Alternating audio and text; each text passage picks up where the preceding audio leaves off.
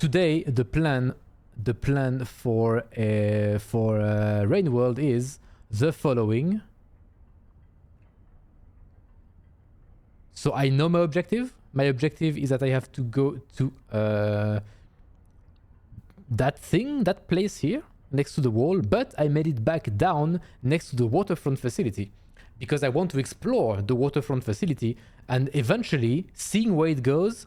And I repeat what I said last week, but because it's a water area, I imagine it will somehow link somewhere close to shoreline. So my idea for today is exploring waterfront facility, then go to shoreline, go to Looks to the Moon because I have a translation now, so I can understand what they say, and I'm curious what they say, and then look for extra lizards to kill to get a passage to teleport back there to the wall, and then get to the area I have to go to. That is the plan. That is the plan. I hope it makes sense. It's not fully out yet. I got a code and played a bit. It's good. Ah, nice. I heard it was good as well. I'm in constant need of string. I need to get right. Okay, got it. right. I can watch this stream without spoiling myself. Yes, finally. Did you finish the Artificer campaign? No details, no spoilers. Just tell me if you finished or not. But yeah, Enshrouded. Enshrouded is the survival game where you can play. It's like a fantasy RPG style, right? You can play like mages. I don't know what classes. Mages, warrior, archer, stuff like that, right? Pain blitz through. Yeah, exactly. Like 3 weeks ago, you didn't even have the game, and now you finished Survivor, Hunter, Gourmand, and I imagine you were on your way in Artificer, so I imagine you're well on your way there. Wait, I have to go. I wanted to go on the right and then down.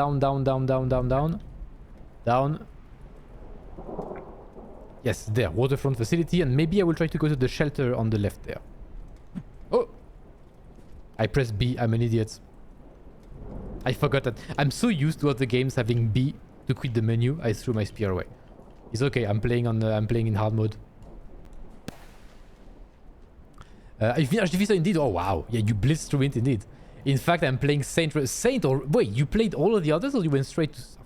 You were blitzing through the game. You blitzing through the game. You know, you gotta have time in your studies, you know? You don't need to blitz through games. You can take your time. You're gonna have time during your studies to play video games. It's alright. You don't have to rush through games before your studies. Can I kill that thing? Okay. It's not killed yet, but... maybe I can hold on to it. Hello, Ara! Chesh, welcome! Bonjour, mon ami. Saint Campaign, your favorite? Oh, nice. I know I'm repeating myself, but I love hearing when people... oh, look at this weird... This weird pole is like disappearing. I love to hear when people say that their favorite campaign is one after the one I'm playing right now. Keep in mind, I'm not exploring as much as you do. Ah, maybe. Yeah, I saw you when in the screenshot I've seen before, your playtime was not as much as me. And also, of course, being a streamer, you always play more slowly, because it is what it is. When you're a streamer, you spend more time talking and taking your time and doing things right. There's Silksong. Oh yeah, true. Silksong is gonna come very soon as well. Hopla. Oh, nice.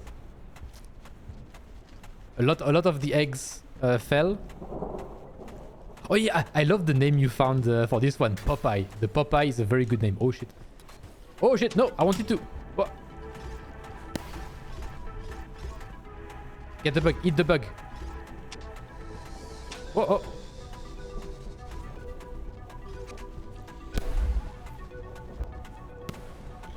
Oh! He's not dead. He's not dead. Soon. Oh shit! Oh! There's a monkey there. Oh no, shit! How did I miss it? How did I hit the floor? Did he die? Oh no, he's not dead. He's not dead. He's not dead. Where is the spear? There's no spear. Help. We are both weaponless. Okay, it's gone. Never mind. Doing good, Ara. How are you doing? Wait. If you hold the eat button while holding the thing, it might explode. If you hold the eat button while holding the thing, it might explode. Ah. Playing streaming their playthrough. You've been watching stream. Oh, that's nice. That's nice. Very nice. That's very nice. You stream some of it, yeah. Not every. I don't think you stream everything. I'm doing good. Just don't go. Nice. I was saying earlier that today my work day has been very inefficient, to say the least. Oh shit! Oh shit! Oh, dodge. Oh. I need a weapon. Oh shit! Ah! I tried to steal that one's weapon, but yeah, nope. It's okay. Good practice.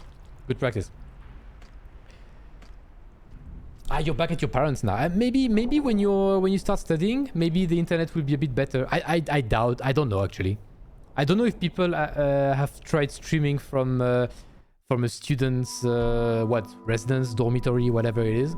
I don't imagine the internet is super good.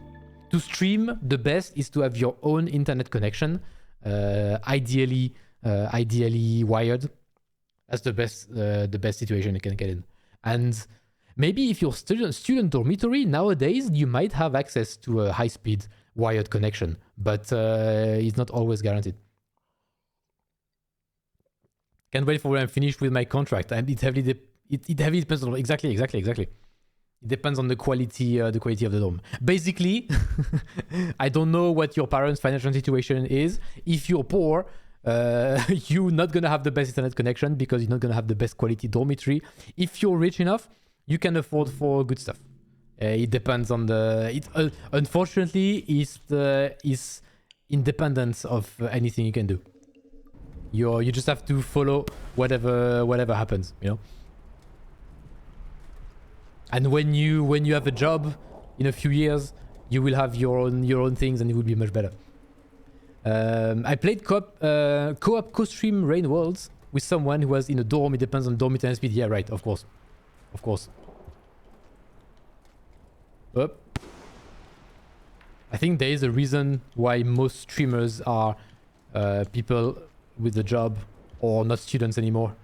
It's heavily dependent on the internet quality. That's why I'm renting a room. Yeah, if you rent a room, then you can have your internet. That's also. But in order to rent a room, you need to either have. Where am I going? You need to either have a family that can pay rents, or you need to have a job on the side, which is what you do, I think, right? You have a job on the side that can pay the bill. If I understand correctly. I hope it's going to be better than 9 download and 0.8 upload. Yes, that's it can hardly get worse than that. Unfortunately, capitalism. Yes, indeed.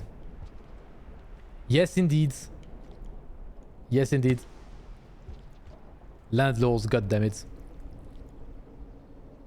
Goddamn landlords ruining everything. Renting is not an option in Turkey. Is not an option in Turkey? Ah, interesting. Why is that? You work during summer. Is that enough to pay for rent the rest of the year? Or do you still... Or is it just to get extra money to... Or are your parents like funding it and it's just to get extra money? I can't imagine that working only during the summer is enough to pay the rent for the whole year. I would be surprised. Maybe it is. It would surprise me. But yeah, why is not an option in Turkey? Oh shit. Can I eat these? I think so. I don't know if they give a lot of food though. Oh, 3. That's good.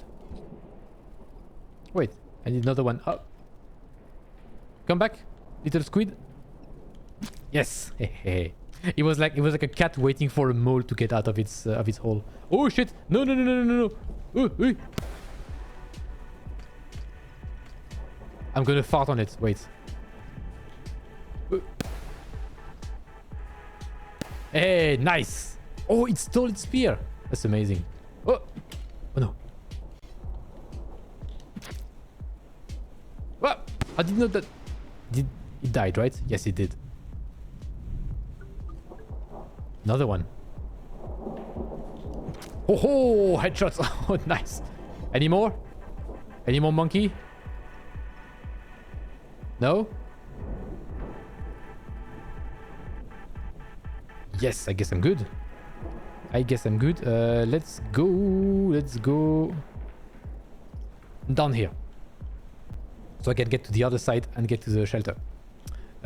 Contracts like these are plenty enough to help me manage. Oh, okay, okay, good, very good, very good. Good for you then. Hey, if you can get something similar, Pain. But first of all, not your first concern. That's gonna come. Oh, I didn't mean to throw it that far. Your first concern should be get started properly. You will figure the rest out later. Average runs at least 3 times minimum wage. Really? Oh shit, that's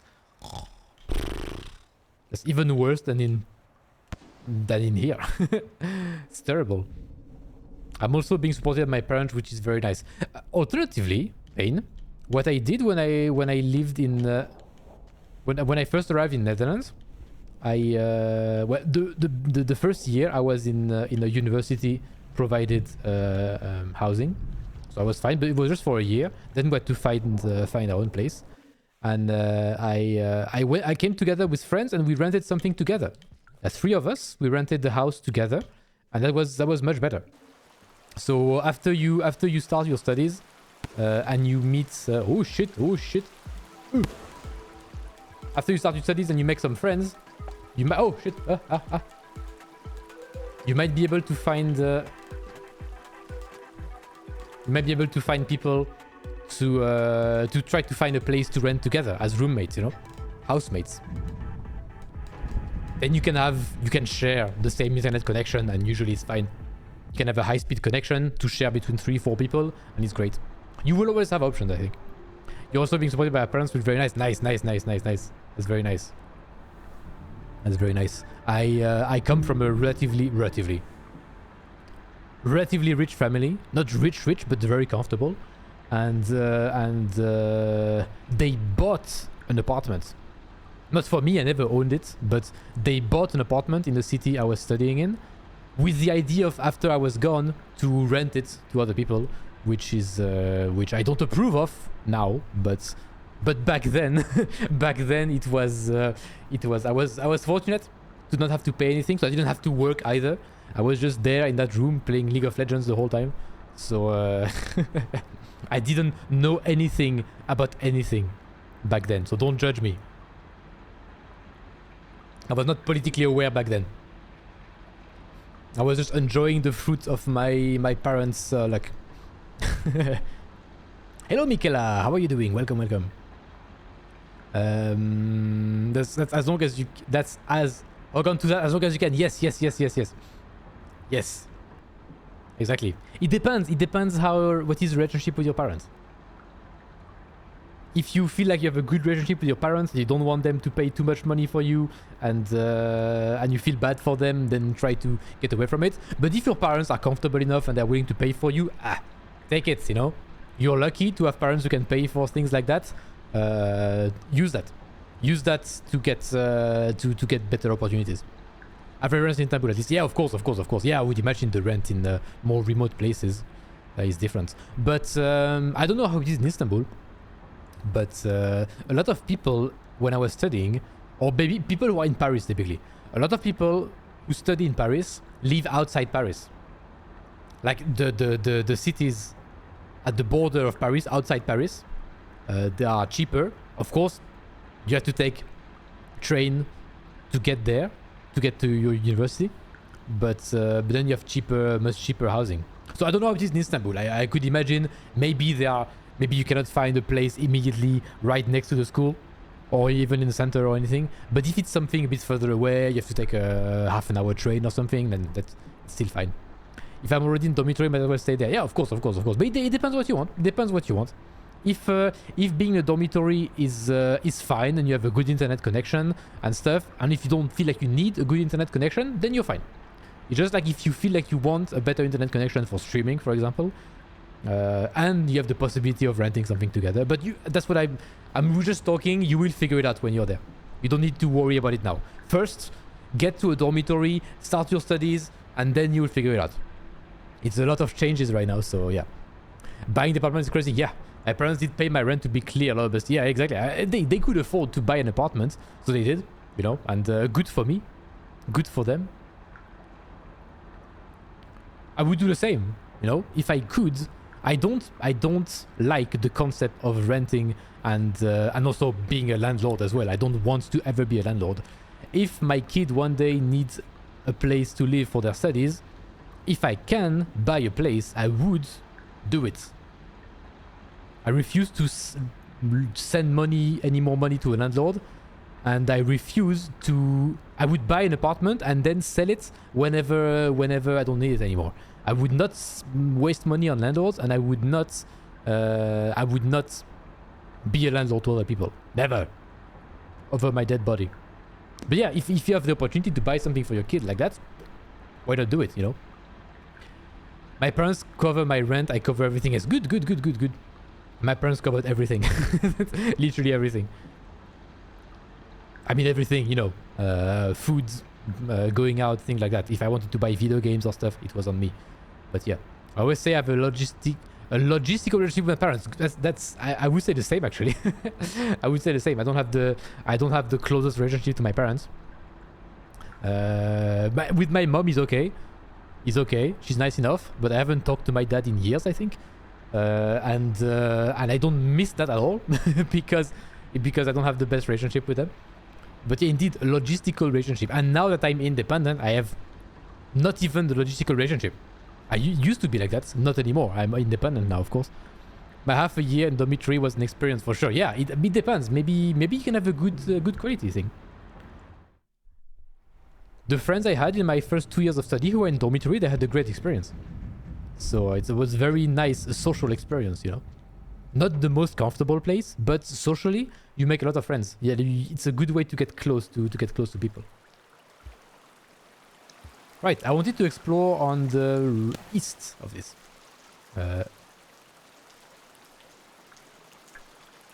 On the right there. Wait. I don't want that spear, I want this one. I just realized I'm really taking a Jackie World tour. I was in Amsterdam in July and I'm going to Paris soon. Really? Nice. What did you do in Amsterdam? Besides smoking. Did you enjoy it? It's a nice enough city. You have stuff to see. Oh, there's a lot more stuff to see in Paris. But it's more difficult to smoke anything. Pros and cons, right? So there are more stuff to see in Paris for sure. Amsterdam, in 2-3 days max, you have seen everything. It's not a very big or interesting city. And in which order will you be doing Skugs? Skugs? What is Skugs? The people I lived in were good, although there was a lot of Spanish people on my floor. I didn't sleep at all during Cinco de Mayo. Ah, yeah, okay, yeah. Of course, Cinco de Mayo, it must be their national day or whatever, independence or however they call it there. Oh. What is that? Oh. That's the pink lizards, the axolotl. Can it come out of the water? Oh, maybe. Come. I think it's a bad idea for me to go there. Let's go somewhere with less water because I cannot swim with that character very well. Let's go with less water. Oh, Mexican, yeah, and he went from... Oh, Mexican as well? Oh, so what is Cinco de Mayo then? I did zero smoking but I was with my parents. Ah, right. If your parents smoked... My mom visited me a few months ago, and we went to Amsterdam, and she wanted to smoke. She wanted to buy weed and smoke weed, but her partner didn't. Her boyfriend didn't, and I don't smoke, so I could not go with her. Can I get higher here? So she didn't get to smoke because her boyfriend didn't want... She wanted to smoke with someone, and I didn't want to, necessarily. and her boyfriend didn't want to either. So she was like, okay, I won't smoke then. I'm not entirely sure which country celebrates it. Okay, but I'm not sure what it means. I know about it, Cinco de Mayo, but I don't know what it means. Oh shit, it's a big angry plant. Oh. Ah, you can swim very well, can you? Oh, did I miss? Oh, I missed. I threw a spear and I completely missed. Somehow the spear ended up here. How did that work? Ah, shit. Ah, no! Not the plan. Oh! That works. GG. Oh, Slugcats called Scugs. Ah, I didn't know that. Scugs, got it. Which order? The order they are displayed. So, after that, I don't know if it's Rivulet or Spearmaster coming first after Artificer. I think it's Rivulet in the lists where they show up, but I'm not 100% sure. I can get more food out of this one? No. No, but...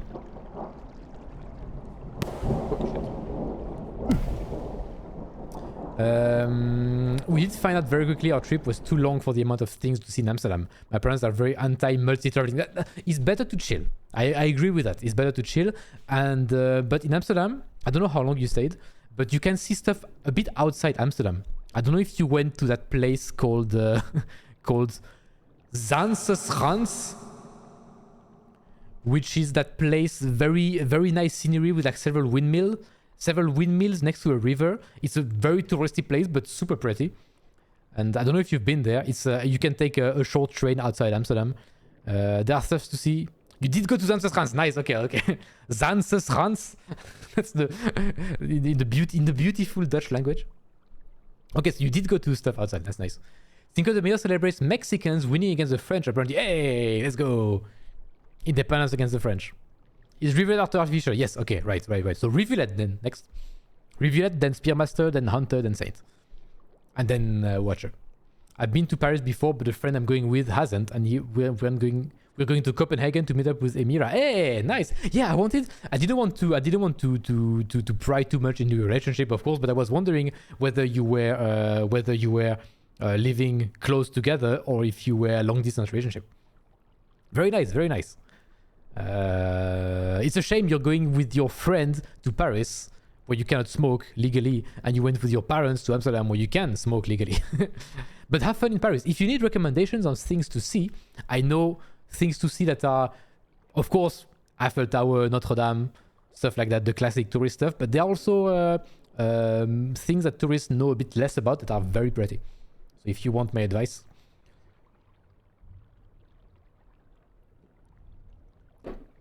Out of the second campaign, Rivulet's your favorite. Hey, I've heard someone else say Rivulet was their favorite as well. That's cool, very cool. It's a touristic place because it's pretty. Yes, of course. I mean, of course, it's a pretty landscape. It's pretty. I don't know how to call it. It's very typical old school Dutch landscape. So of course it's touristic. Of course, there are not that many things to see in the Netherlands. So anything a bit pretty, it becomes touristic. Netherlands is a boring country. It's very flat. There is no landscape. So the one time a landscape is pretty, it's going to be touristic, of course. With some major questions about Central Station, and we were a mess trying to communicate with the employees about where we're going. We're in fact living very far apart. Yeah, right. You live in the US, right? We are well versed in the things to see in Paris, but open suggestions for less things. I don't know if you've seen, there is a museum called Invalides, which is a military museum, which is... Oh. Do you see the camera being weird? It's gone. So the Invalides is a pretty classic military museum. If you don't want to see that, that's fine. But next to the military museum, there is... I forgot the name of it. There is a tomb of Napoleon. Look up the tomb of Napoleon and think what you think of Napoleon. The place he built, the place he commissioned himself for his own tomb is impressive. Like you can... The ego of the guy is massive. It's very worth a visit. Like the military museum, if you're interested, you can see it. Otherwise, doesn't matter. But you have to see the tomb of Napoleon. The tomb of Napoleon, super nice. It's huge, it's massive, and you can feel the ego. So that's one thing. Second thing, the catacombs. Visit the catacombs, this underground network of tunnels where they put... it was an ossuary? Ossuary? Basically where they put bones of dead people. And you have underground tunnels full of bones, and it's super impressive as well. These are my two recommendations. Napoleon's tomb and the catacombs. Super impressive. Oh, another... Directly a shelter here. That's nice. If I can find some food, would be cool.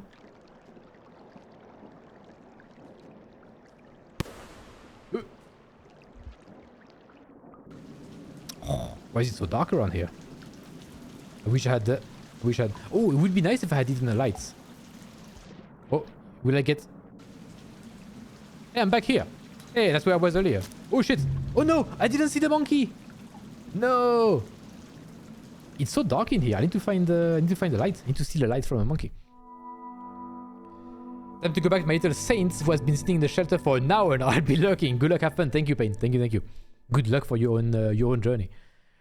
What a tomb indeed. Yeah, we did go to the catacombs when we went with the parents. My friends just want to see them too. Ah, that's nice. I would like to see them again next time I go. But I go quite often to Paris. But quite often. Every time I go to France, I go through Paris. So I end up staying a few days at my brother's. So I'm not impressed by that anymore. The sewer rat experience, crawling through tombs and catacombs. Yeah, exactly. You get the sewer rat experience. It's a great experience. Believe me. I'm not sure exactly where I'm exploring here. I'm just want to explore the area as much as I can. Oh, why am I doing this? Oh. If I think of another special thing to see, I will tell you. But from the top of my mind, another one that I'm so sorry. It's also with dead people. The Pantheon. The Pantheon is nice. It's where the most famous historical French people are buried. I'm sorry. I'm only recommending tombs, but I don't know. I find tombs, cemeteries, and stuff super interesting. Lots of dead people, yes. Also, there's a bunch of very nice cemeteries to visit as well. Oh, did I get him? There are a bunch of very pretty cemeteries as well. Again, where famous people are buried. So, I don't know. I'm fascinated with that. Oh shit! No, I didn't mean to fall down there. No, I didn't mean to. Leave me alone. Oh, he's gonna drown me, is it?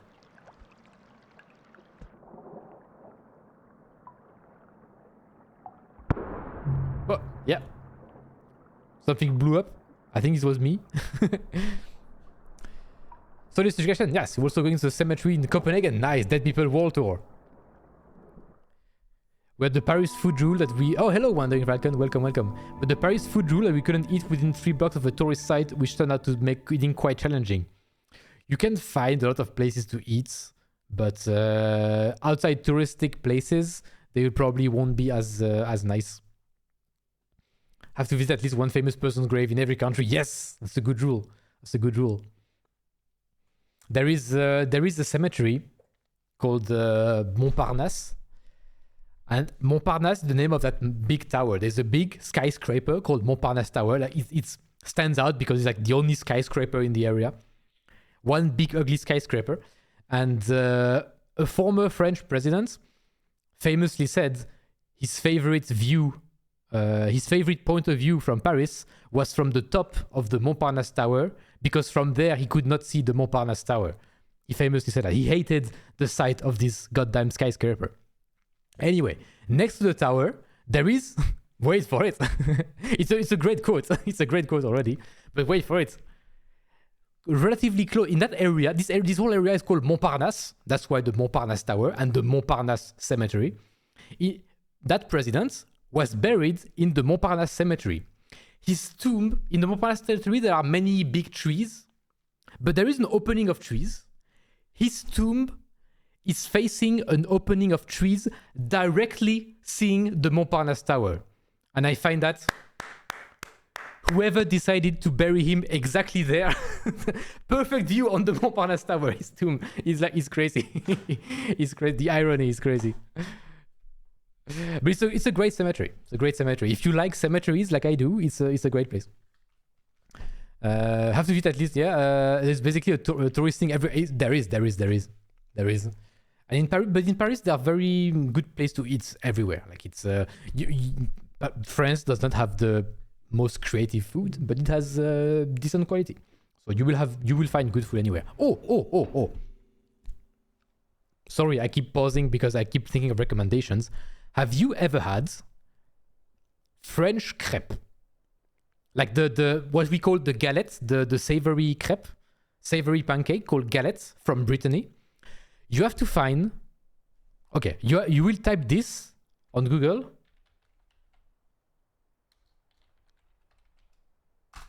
Copy that. Galette bretonne. This is one of the best things you can have in France. And every major city has tons of Brittany restaurants that will serve exclusively galettes and crepes. It's delicious. If you had that before, you had that before, yeah, right. This is so good. And in Paris, you can find tons of good ones as well. This is so good. So you have the my mouth is watering. You have the classic crepe, the pancake, which is with sweet stuff like jam, chocolate, fruits, applesauce, whatever. And then you are made of regular wheat flour. And then you have the galettes, which is for savory stuff, and it's made out of buckwheat. So it tastes different. The texture is different, and it's served with savory stuff only. Like cheese, ham, sausage, eggs, whatever you want. Savory stuff. Usually, and you eat that with apple cider. Very good apple cider. French apple cider, best thing ever. So a savory galette, your apple cider, and then a sweet crepe. Perfect lunch. Awesome lunch. And someone from there give me a stack of them in a parcel when they're divine. Yeah, right? They're so good. I've been in places like Annecy. Where is Annecy again? I'm not the best with I know the major French cities. I forgot where Annecy is. Annecy is in the mountains, right? In the east, in the Alps, isn't it? Or maybe I'm mistaking with another one. Where one with one of the stinky outside. Ah, yes. It's somewhere. Okay, yeah, Annecy. Yeah. Okay, Savoie, Haute-Savoie, yes. Savoie is the Alps, in the mountains, yeah, okay. Yeah, the Haute-Savoie has a lot of stinky cheese. And was it good? Was it good or was it too stinky? They make another famous galette, which I hate, is with andouillette. Andouillette being a sausage made out of intestine. It literally smells like shit. No joke, it smells literally like shit. Because it's made from intestines, where the shit goes. The shit goes through there. So sausage smells like shit. People who love this say, oh, but don't worry, the taste in mouth is very different from the smell. I believed them. What a mistake. It tastes exactly like it smells. When I say it smells like shit, you can be sure it tastes like shit as well. It's horrible. And people love it somehow. So, to each their own. Oh.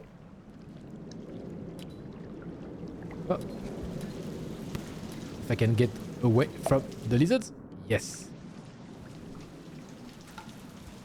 Oh.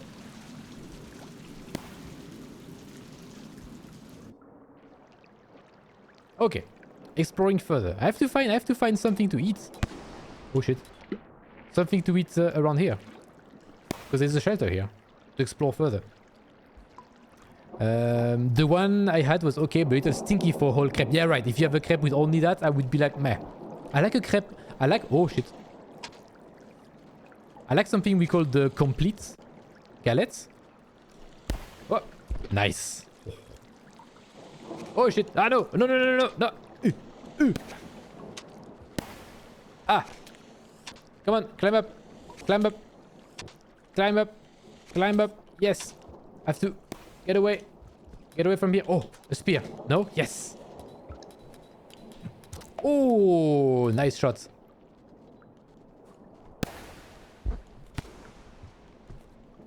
Come back, come back, come back, come back. I need to eat you. Oh shit, another one. Oh, I completely missed everything. God damn it. Come on. Where's my spear? Where did the spear go? Ah, no. The spear disappeared.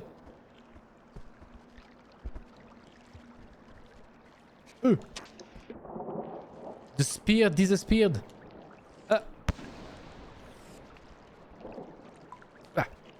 But yeah, I like the complete galette, which typically has something like it has eggs, cheese, ham, mushroom, bunch of stuff together. Very good.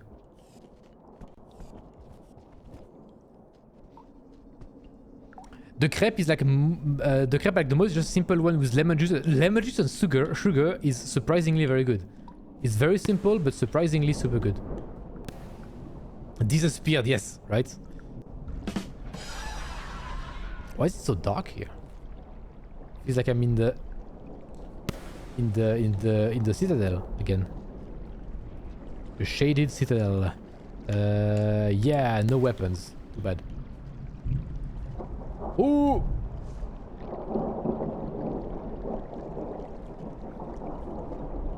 If I can be fast enough. Oh shit, no. Oh, maybe I can. Ah, I can avoid it. Yes. Oh, up. I was too slow. I'm dead. God damn it. Difficult to find anything to eat there. So yeah, you when do you go to Paris? It's good if you go in September because it's I don't know actually. I was about to say out of tourist season, but actually quite a lot of tourists in Paris in summer. But in summer, people from Paris, they travel themselves. So usually, ironically, the summer is one of the best places to see Paris because all of the Paris inhabitants are gone. So it's quite empty. It's quite empty in the summer, which is nice. I mean, the tourists are not enough to replace all of the people who left from Paris for their own vacation. So maybe in September, in September, maybe I don't know how it is, but all of the Paris people who live in Paris will be there, plus some tourists still. Might not be. We'll see. You'll see. Hey Amira, do you like ARPG? You have to specify what ARPG is. Action RPG, you mean? I mean, I like Souls-like, if you call Souls-like ARPG. For me, ARPG is action RPG. I am young at heart. My fave, the chocolate banana breakfast crepe. I love that there's always a few French people at both doing festivals having those. Oh yes! Nutella, for me, Nutella with strawberries. Not just chocolates, Nutella. And not banana, because both banana and Nutella are kind of dull flavor. Strawberry brings sourness. The banana is kind of dull sweet like the Nutella. But the strawberry is juicy and sour, which perfectly balances the dullness and the sweetness of the Nutella. It's perfect. Nutella strawberry, favorite. Super good. And indeed, there's always this booth serving these as well. It's so nice. Going end of September. Oh, maybe end of September, maybe it would be nice. It would be fine overall, I think. You wouldn't have too many problems. It would be fine. Or if it's more mid-September, I don't know. Late mid, I don't know. RPG like Diablo. Oh, like... So, specifically like Diablo with the hack and slash, you mean, then? The grindy hack and... Oh, shit! I was like, where? I knew there was a chameleon that went there, and I was like, where is it? Whee! I was like, where is the chameleon? And it was just there, sitting on my face. Still not dead. So, the game like Diablo? No. Too grindy for me. I don't like grindy games. I like RPGs when there is a progression motivated by a story or quest and fresh content, but when the progression is behind repetition or grinding the same thing over and over, Not a fan. Not a fan. That's why when I play, I'm playing a Borderlands game with a friend at the moment. I like to play a Borderlands game for the main story. It's a good 20 hours.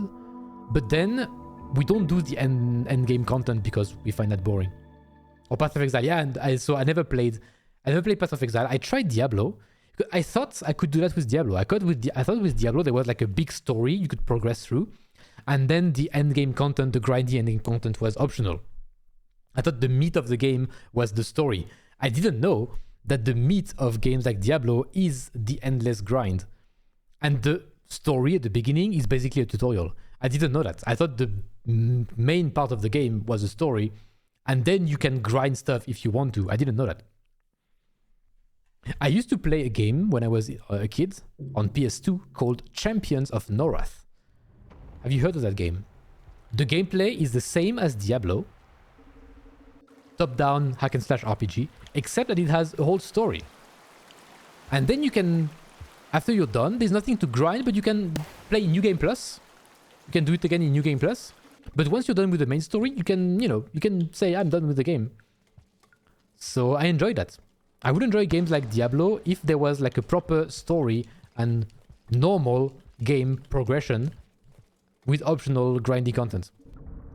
But yeah, not a fan of grindy content as default. Dungeon Crawler would be a term for Diablo. Really? For me, Dungeon Crawler is like the old school top-down 2D games like Mystery Dungeon. Like Pokemon Mystery Dungeon. That's my only example of Dungeon Crawler. But I don't know the exact definition of Dungeon Crawler. Oh no! Spear! Come back! Where is it? Here! Ah, yes. Oh! I think I got it. Is it dead? Oh, it's not dead! How dare you not be dead? Oh, it's floating. Now it's dead. Oh! Ah!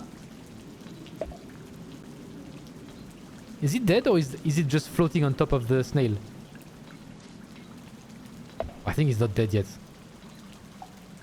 Wait, I have to wait. Oh, it's not dead. Oh.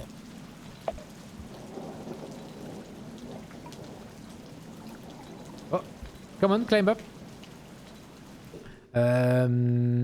September 18. Okay. Path of Exile 2 has been as a free weekend this weekend. Wait, I thought Path of Exile was free.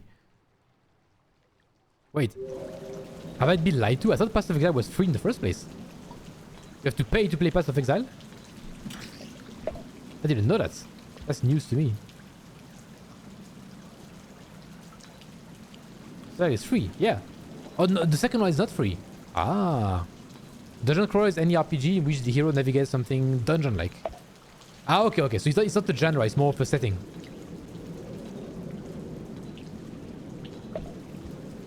You can have... Oh, let me steal... Oh, nice. Thank you, monkeys. That will be my food. Oh, shit. Oh, no. Damn it.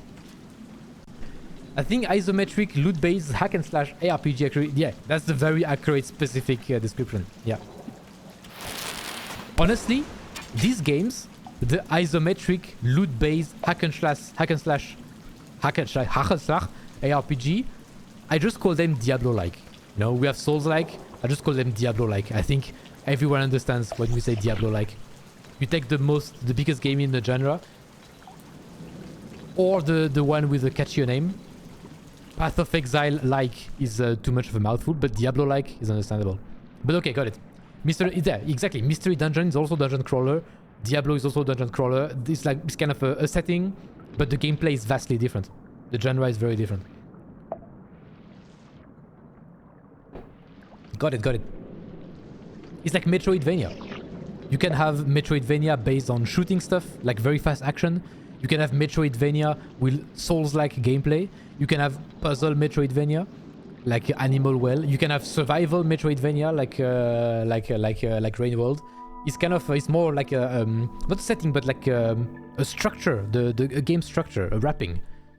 You have the setting, which is sci-fi, fantasy, the horror, steampunk, whatever the setting. Then you have the genre, which is RPG, puzzle game, action, turn-based, whatever.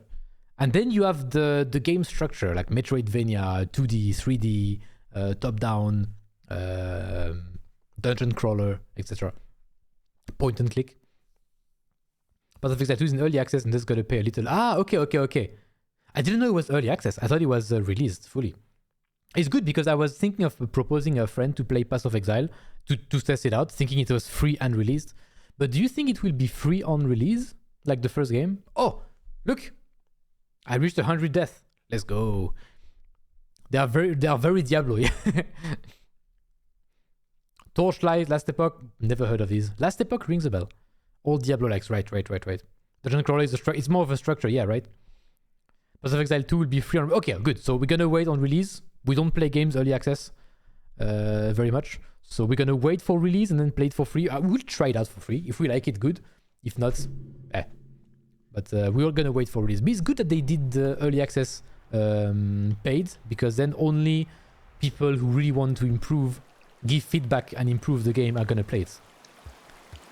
Like with... Oh shit! Ganked immediately. Give me your weapons. Okay. Waiting for... Where am I?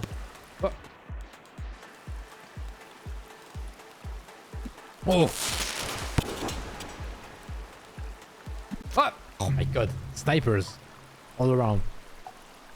Path of Exile 2 will be... if I had to guess, it's like later... that's fine. We have plenty of games to play in the meantime. We are just starting Tiny Tina's Wonderlands. We have No Man's Sky we want to play with my friend. Because we got No Man's Sky a long time ago. We tried a bit and we didn't like the first hour we played, so we just gave up. But since then we played Satisfactory and we really enjoyed it. So we want to give No Man's Sky another try. So No Man's Sky, Tiny Tina's Wonderlands. That should keep us busy for a while already. and because we don't play very often. We play like once or twice a week. An hour and a half each time. So it's not, you don't get very far very quickly.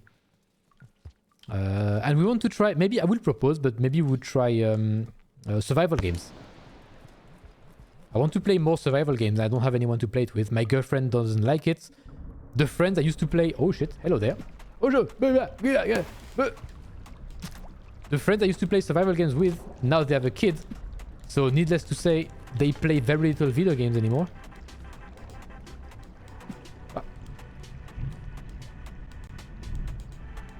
They just got... Oh shit! He got me first. I'm dying closer and closer to the... earlier, closer and closer to my spawn point.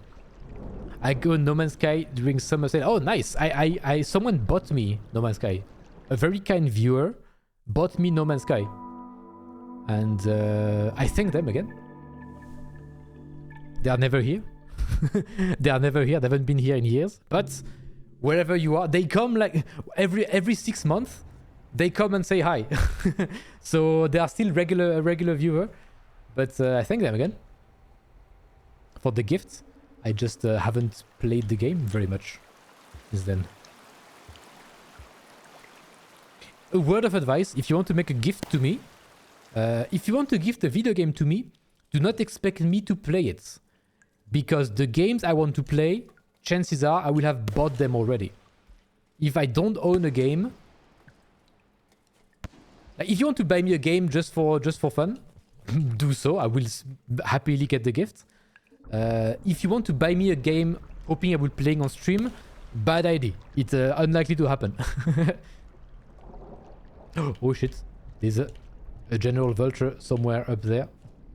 Let's try to go away. You know what? I have bad luck with this air. Let's try a couple more times to explore this way, and if it becomes too difficult, then I will give up. Oh no! Wrong! Where's the spear again? Yes, here. Oh! Not wrong targets! Ah! Come on up. Oh! Very good. Very good shot. Oh no, shit! I missed. Where did my spear go? My spear fell in the water again. Oh no, it's here. Nice! Nice! It's dead. Let's go. I think that's one more lizard for my lizard quest to get the passage. Perfect. Finally, we can get to the shelter. Okay, shelter time. Hello, Laymera1. Welcome, welcome. Good evening. Good evening. Did you play No Man's Sky, Emira, then? Or did you not play it yet? That would be a great game to play together with Michaela. I mean, I don't know, if you since you are very far away from each other, do you often play games together? It's a great way to stay in touch. Up. Up. When my first relationship, I was long distance as well. And we would often play games together. It is indeed a great way to stay in touch. We would watch movies together. Like we would... Hello, big sexy baguette Frenchman. Hello, big sexy online scandal Divine. Welcome, Divine. How are you doing? I am not very big. I am sexy indeed. I am baguette indeed. I am French indeed. Big... Not really. I'm not a big man. I'm quite short and skinny, so... Big is the only wrong one. Hope you're doing good. Oh, little flashback. That's after... Oh, I play... Wait. Do I...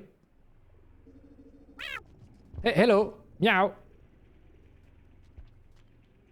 I play as a monkey. Look at that. Ah. It's the point of view of the... I play the monkey. Oh no. Hello, small sexy baguette Frenchman. Better. More accurate. I play as a monkey killed by the Artificer. Yeah, okay. So the story is that after Artificer got his two puppies, kittens, I'm gonna call them kittens, killed by scavengers, he took revenge. Decided to take revenge. I think he mistook you for someone. No, I didn't. Lame. I was talking to Emira, but I was saying hello to you and then replying to someone else. So, but I hope you're doing good as well. I doubt you would align yourself with No Man's Sky. Really? Too bad. Too bad. Exhausted, Divine. Because be mentally exhausted or physically exhausted. We played Peak. We played Pokemon Unite. We watched a lot of TV. Yeah. Watching stuff together is nice. I already got that. Yeah. No worries. No worries. I hope you're doing good. Hope you had a nice weekend. Yeah, I used to watch movies with my long distance girlfriend at the time, and it's nice actually. It works well. You can. I'm sure now you have tools to do that even. But we would just do very manually on Skype. We would be on Skype back then. Discord was not a thing then. We'd do it on Skype and just like 3, 2, 1, play, and play at the same, watch at the same time. It was nice. It was nice. Obviously, it's not the same as being in the same room together, but you know, you do what you gotta do. Let me just get some water and I'll be right back.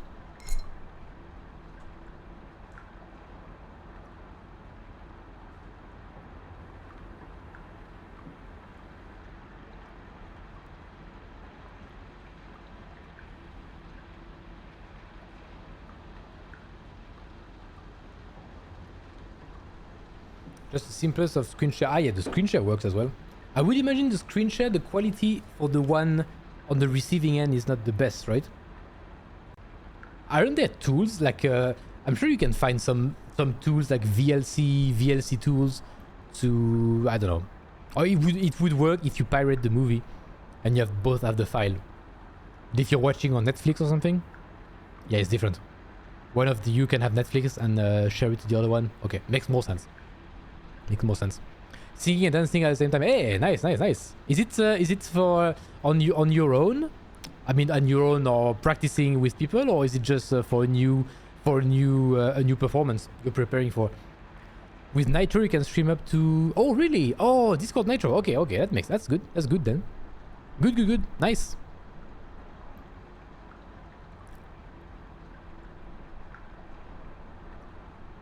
The reason I was mentioning No Man's Sky to play together is because games like Peak and Pokemon Unite and stuff, these are games where you just play rounds of a game once in a while.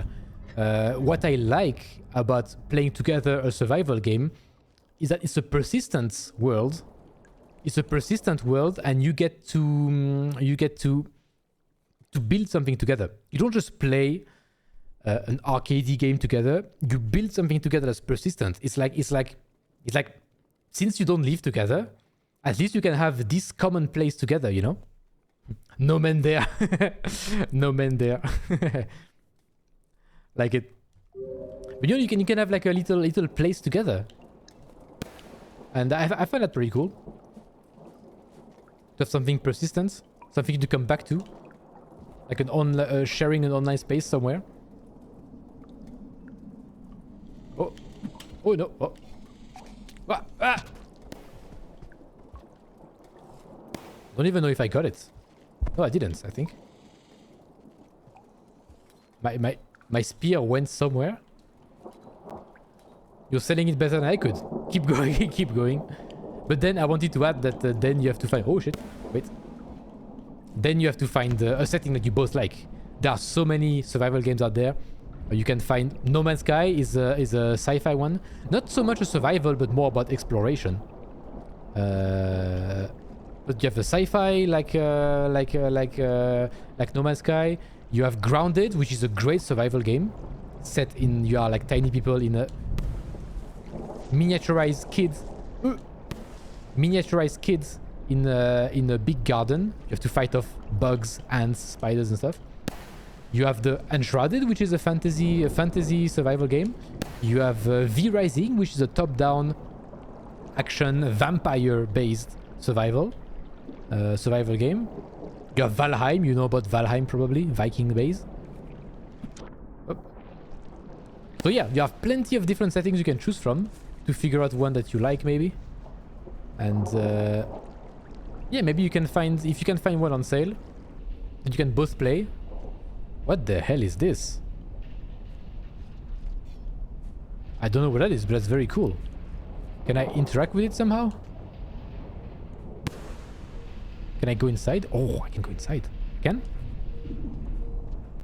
Oh, I can't. It makes a sound. It beep beep beep boop. Wait. That's very cool. I can go inside maybe.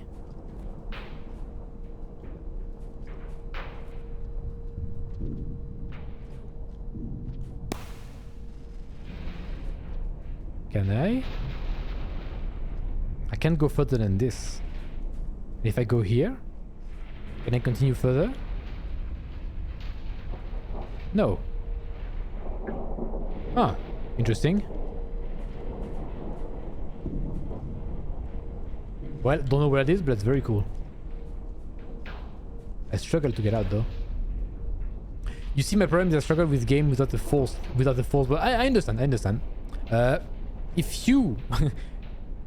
Grounded has a plot. That's what I loved about Grounded. I'm the same as you. When there is no plot, if it's just survival like Minecraft, I get bored. I need objectives. And Grounded, what I loved about Grounded, it has a plot. There is a story that you regularly get story-based objective. And in between them, you try to make it to survive. But like it's a bit like Subnautica. Subnautica is like story-based, where like your survival is not just as a sandbox. It's like to pursue an objective of like, oh, typically in Grounded, giving you an example, you have to, they tell you, oh, there is this research lab that is somewhere underwater, but to reach it you need to develop your research tree or whatever to unlock things to go underwater, and that involves finding resources, materials to develop that thing to go underwater. And while you get these resources, you have hunger, thirst, enemies, etc. So you have to at the same time find food, find a base, make a base, the classic survival stuff. But it has a goal. There's always a goal. That's what I love about Grounded. It has a goal, it has an end, it has boss fights, it has a story, and that's very cool. That's very cool. I don't know how Enshrouded is. Valheim does not have that. Valheim is more of you have several areas. Oh shit, no, I didn't mean to do that. But yeah, that's why I recommend Grounded more than the others, because Grounded very much has a story. And that's, I don't know, I find it quite cool. Can I go higher here? Wait. Doesn't look like I can go higher. can I? No. Looks like I can't.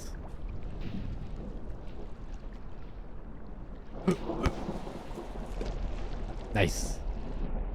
Nice, getting it so dark. I don't know if you can see anything. I can barely see anything. I'm gonna get away from here. It's very annoying. Oh, I might die here. Not sure if I can avoid this thing without a stone or a weapon. Crap. Ah, a spear. Very nice.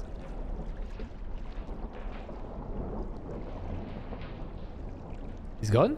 Oh no, he's here. Oh no!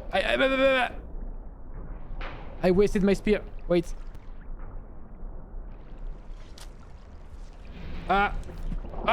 Shit. I missed it. It's okay. I explored what I wanted. The implicit objective of Valheim is to develop your base to all different biomes and defeat all the biomes. But yeah, exactly.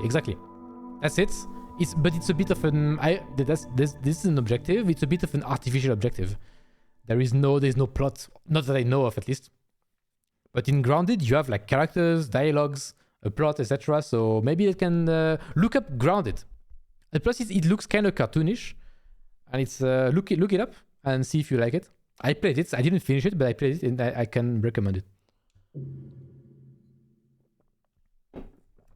Isn't experience given to you at this stage? No, yeah, exactly. I imagine Valheim is a kind of game where there is no story, but there is lore. You can find lore here and there, but I don't think it's a story-based game.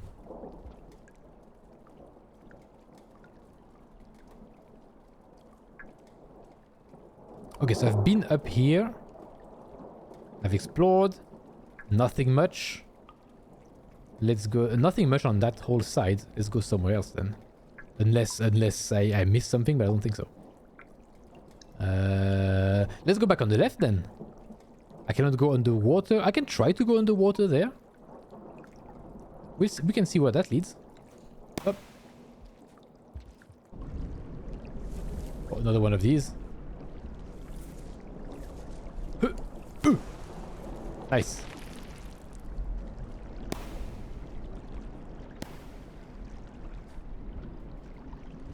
Very good. Can I go higher there? I probably can't, no.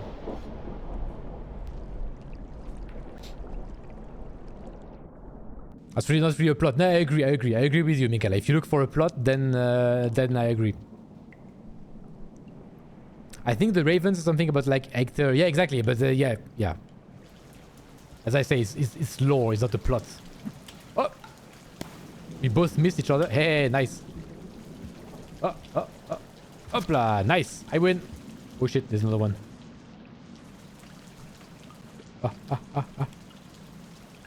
One. Nice. What? Dead.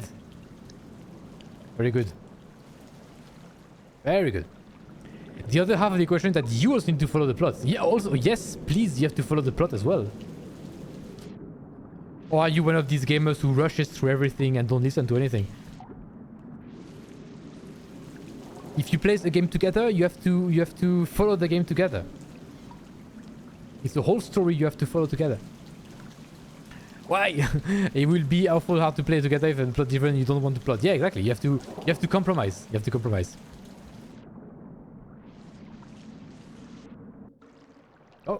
Oh, there's more here. Nice. It looks very much... It's very similar to the shoreline. Would be nice if... I don't know if there are some lobsters too. Oh shit. Careful. I cannot swim very well. Monkey. Oh no. Shit.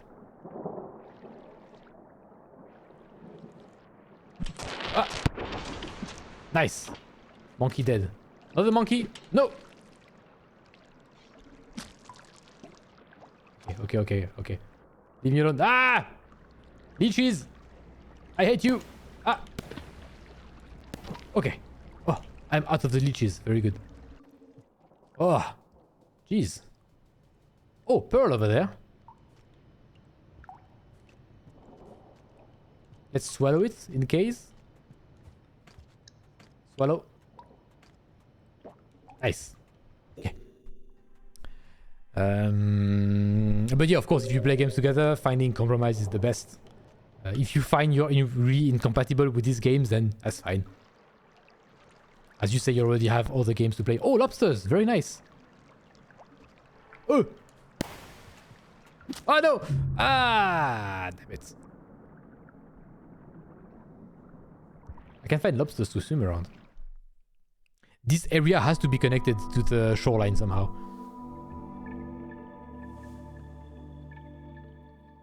It has to be connected to the shoreline. Everything is so similar. It almost feels like it's like a mirror version of the shoreline. So many areas are familiar. So I've been here.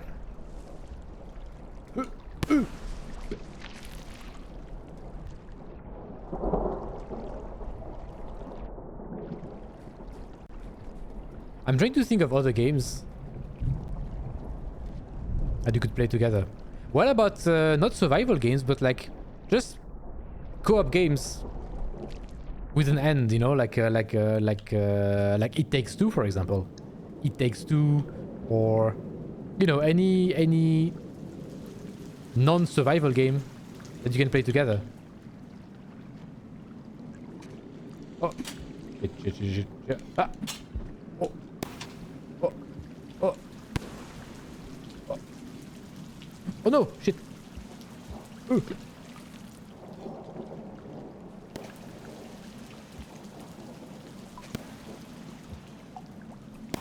Oh, nice. Nice shot. Think he's dead? Yes. Very good. Down you go. Okay. I keep exploring. It Takes Two has been on the engine for a while. It failed to... Okay. It's a very good game. It's an extremely good game. I don't recommend A Way Out, their previous game. It's very boring, in my opinion. But It Takes Two is super good.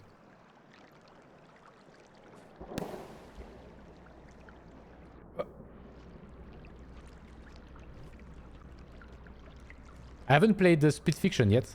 Waiting for a sale to buy it. It also seemed to seldom appear on Is There Indeed. Oh, too bad. Yeah. Also, I've had Split Fiction, their new game, on Is There Any Deal for a while, and I've never seen a sale. But you know, keep your hopes up. Keep it in the back of your mind. It might eventually show up.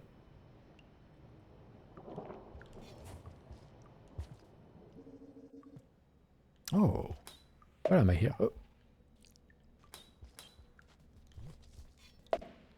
Where am I? Oh, I went down before. Wait, let me continue where I died earlier. I went down here. Let's keep going down here. Ah, I was here last time. Yes. Let's see if I can grab a lobster to swim around. It's 7% off, right? Yeah. Yeah, 7% off. It's... Oh, shit! It's not enough to... What?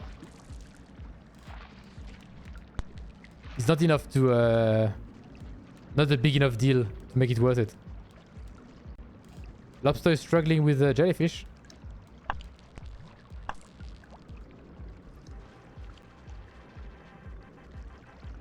Yeah, I cannot go very far with that.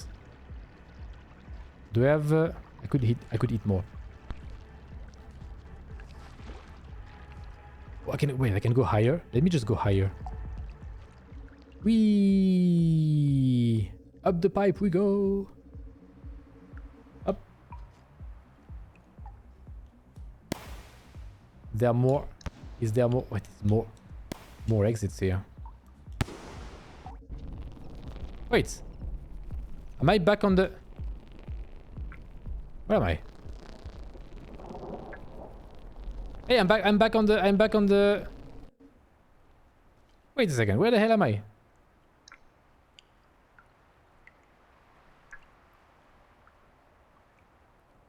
How did I make it here? Oh, that's the... Okay, okay, I see where I am. I'm back in that huge pipe. Got it, got it. Got it. Let's fall back down again. Whee! Poof! Ah! Up, up, up, up. Ah! No, no, no, no, don't drown! Up, up! I'm gonna drown! I'm dead. I didn't mean to go down. The lobster brought me down. I got killed by a lobster. God damn it. Okay. At least I found another way to connect the areas together.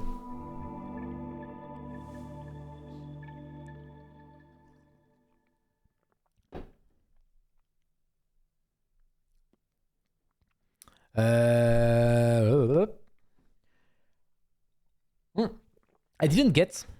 If you check the Dragon Tamer branch at the bottom left, I thought I would get an extra one by killing an axolotl, a pink lizard, but I didn't get it. So it doesn't look like all of the lizards I can kill get me a pip to progress that quest. So only specific lizards. Maybe specifically ground lizards? I don't know. I don't know exactly which ones give it to me. Explodes from water. Yeah, it looks like the whatever is inside Artificer's body that makes him explode.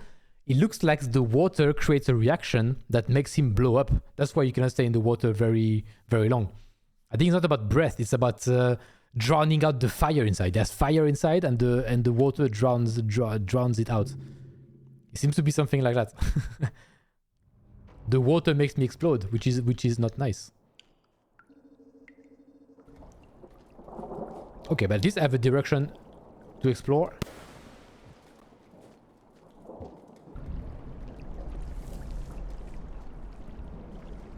Whee!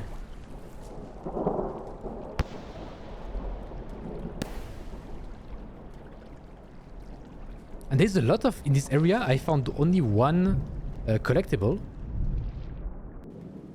And there are many more collectibles to find. Like at least 4 or 5 extra ones to find. It would be difficult... Oh shit. Oh, no, oh shit. No.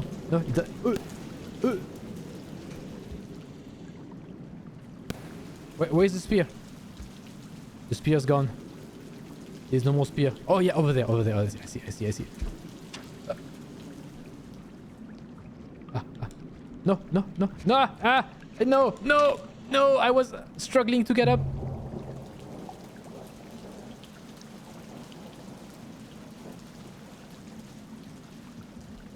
Dead. I die so much in this area. It's difficult. Girl has dynamite in the lug. Yes. Dynamite. It eats napalm for breakfast.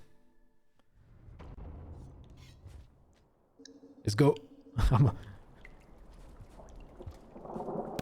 For such a brutal character, I happen to die a lot. Water is really weird. Oh, no. Nah! Water is really a weakness, I was about to say. That was the shortest cycle ever. Super short.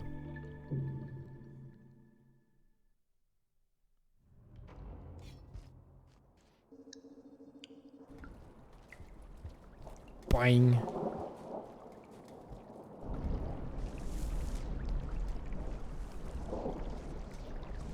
Okay. Oh, I just thought about it. What about Sea of Stars for co-op games? I haven't played it myself, but I've seen that it has co-op. It's an RPG. You might both like turn-based RPGs, so it could be a good idea as well. It's on my list. I don't have the game. I have it on my list of games to play with my girlfriend, but I haven't gotten to it yet. We still have to finish Cult of the Lamp, and because she rarely wants to play video games, or she let's say there are other things that she prioritizes, and video games is rarely video games is rarely a priority. It takes us forever to finish Cult of the Lamp, but we're determined to finish it. But I would like to try Sea of Stars eventually.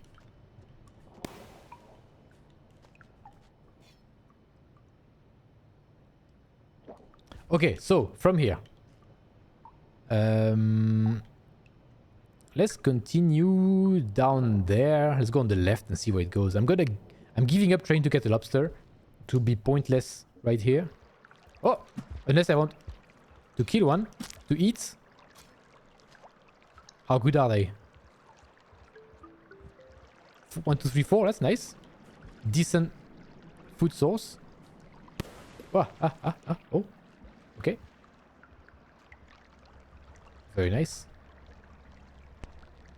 Yeah, this one down there might be difficult to kill to eat. So we'll eat something else.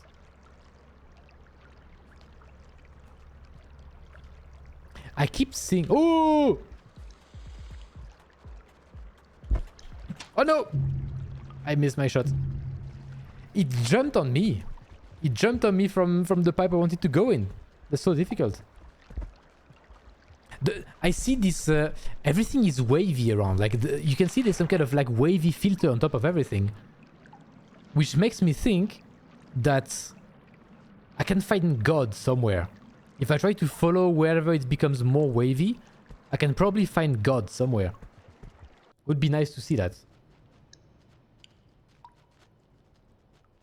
From experience, if I follow the waviness, I end up seeing God.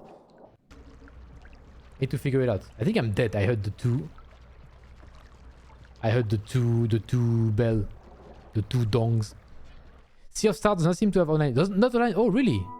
Ah, but if you don't have online co-op, you can also... Have you ever used Parsec? Parsec is a tool to play... basically, someone remotely connects to your PC, so you can play local co-op games. Depending on your internet connection, there might be a little bit of ping, but from experience, if you both have a good internet connection, it's not a problem. I played games on Parsec before. It's nice. I must say I prefer meat-eating slugs over non-meat-eating.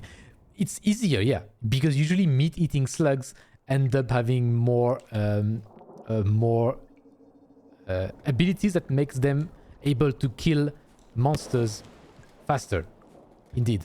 When you are a vegetarian slug, it takes longer to find. It's more easily available, but it takes longer to find. Whereas carnivores, it's more risky, but once you get a meal, oh boy.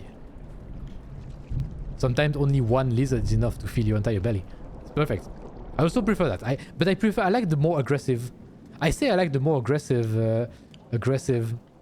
playstyle. Oh. Ah! How could I miss that? God damn it.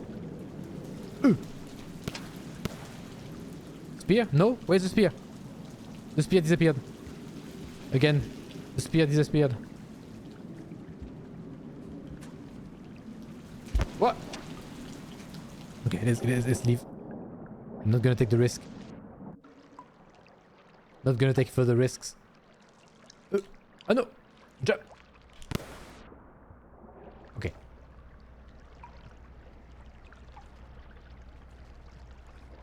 I think the spear ended up inside one of these weird pipes. That's why I couldn't get it. Okay. I like hunting. I like hunting, that's it, right. It's fun, it's fun. Hunting stuff is fun. Intriguing about Parsec. Check out Parsec. Parsec. It's I mean, you could do it on Discord as well, of course. You could share screen on Discord, but no, Discord is just sharing screen. No, Parsec is really like taking control, and it's good. It's made for gaming specifically, so you can. There are plenty of options to facilitate gaming. So you can have things like you can allow the other player to have a specific controller. To use a specific controller, you can give them control over the mouse and keyboard, and you have plenty of options with the FPS, the bitrate you can have. It is made to play video games together on the same computer, and it works well. I played it with like several people. I played it with like 4 people, so I was the one hosting, and 3 other people were on Parsec, and we played a very cute game called Lovers in a Dangerous Space-Time. Not the best game ever, but very cute, and we played that. And over on Parsec, and it worked well. Parsec is like an option for sure. Yeah, check it out. And Parsec opens up Wait, did I take a wrong path? I took a different path from...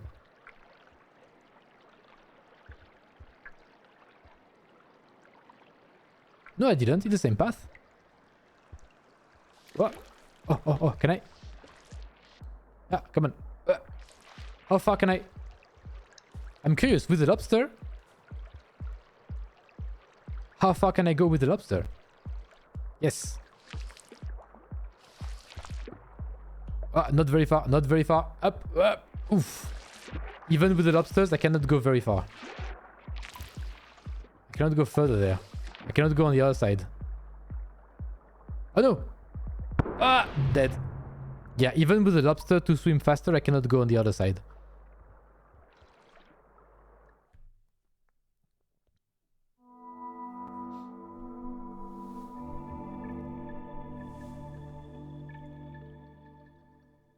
Yeah, Parsec will open up options for games that are...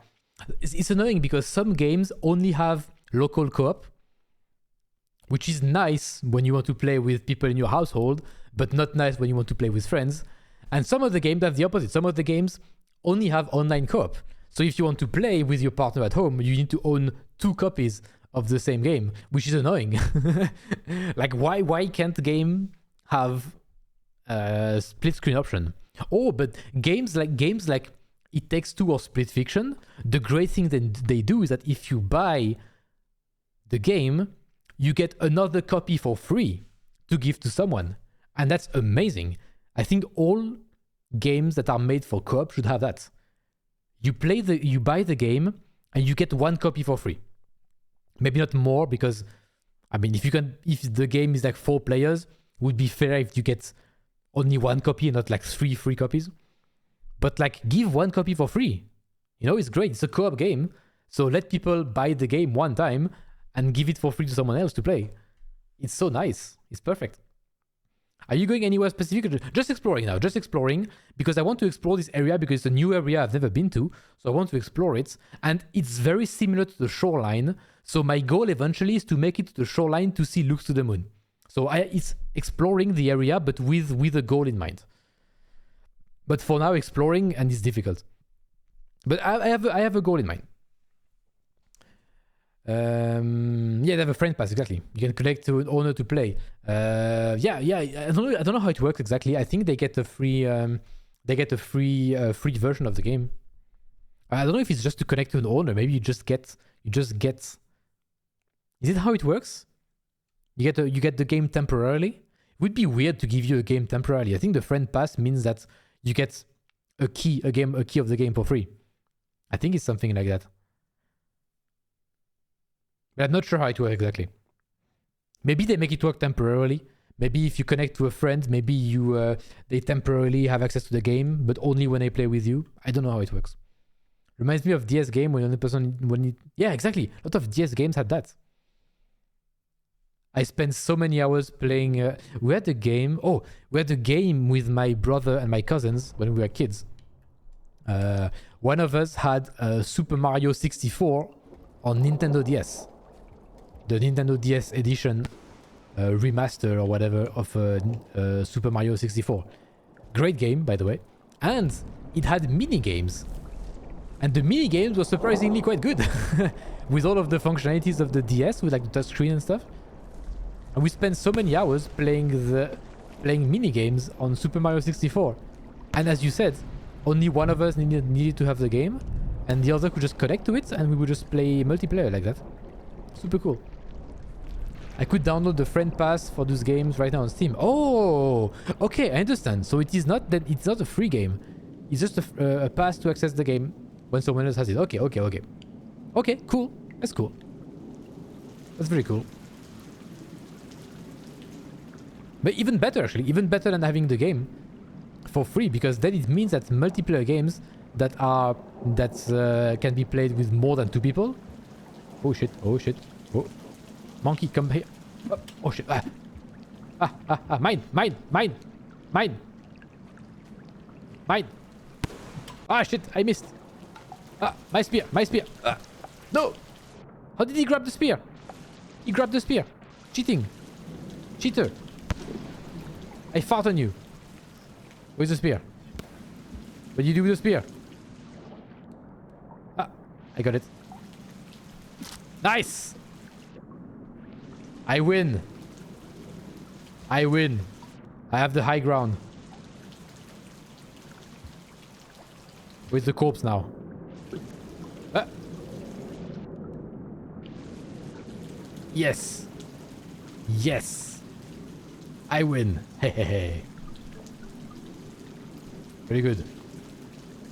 Very good. What region are you in right now? Ah, I'm in a good question, actually. I'm in the... So, I made it to the precipice. And now below the precipice, there is the waterfront facility. And I safely assume it's connected somehow to shoreline and look to the moon because it looks super similar. So I'm trying to find a way there right now. Because I want to go to looks to the moon because I now have the translation. Oh, wait, let me eat a monkey if I can. I now have the translation. So I want to see what looks to the moon have to say to me. Oh, that's the tanky monkey. Where did it go? Come back. Come back, you coward.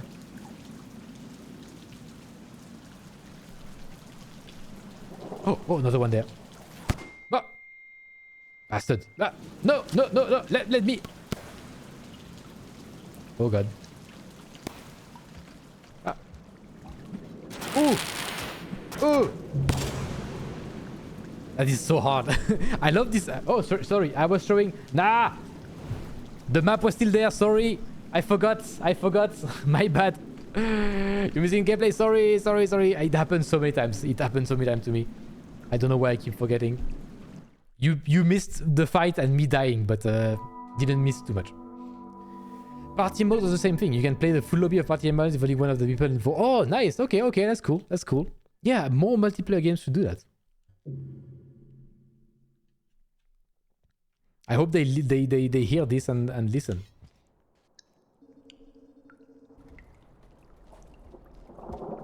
Boop.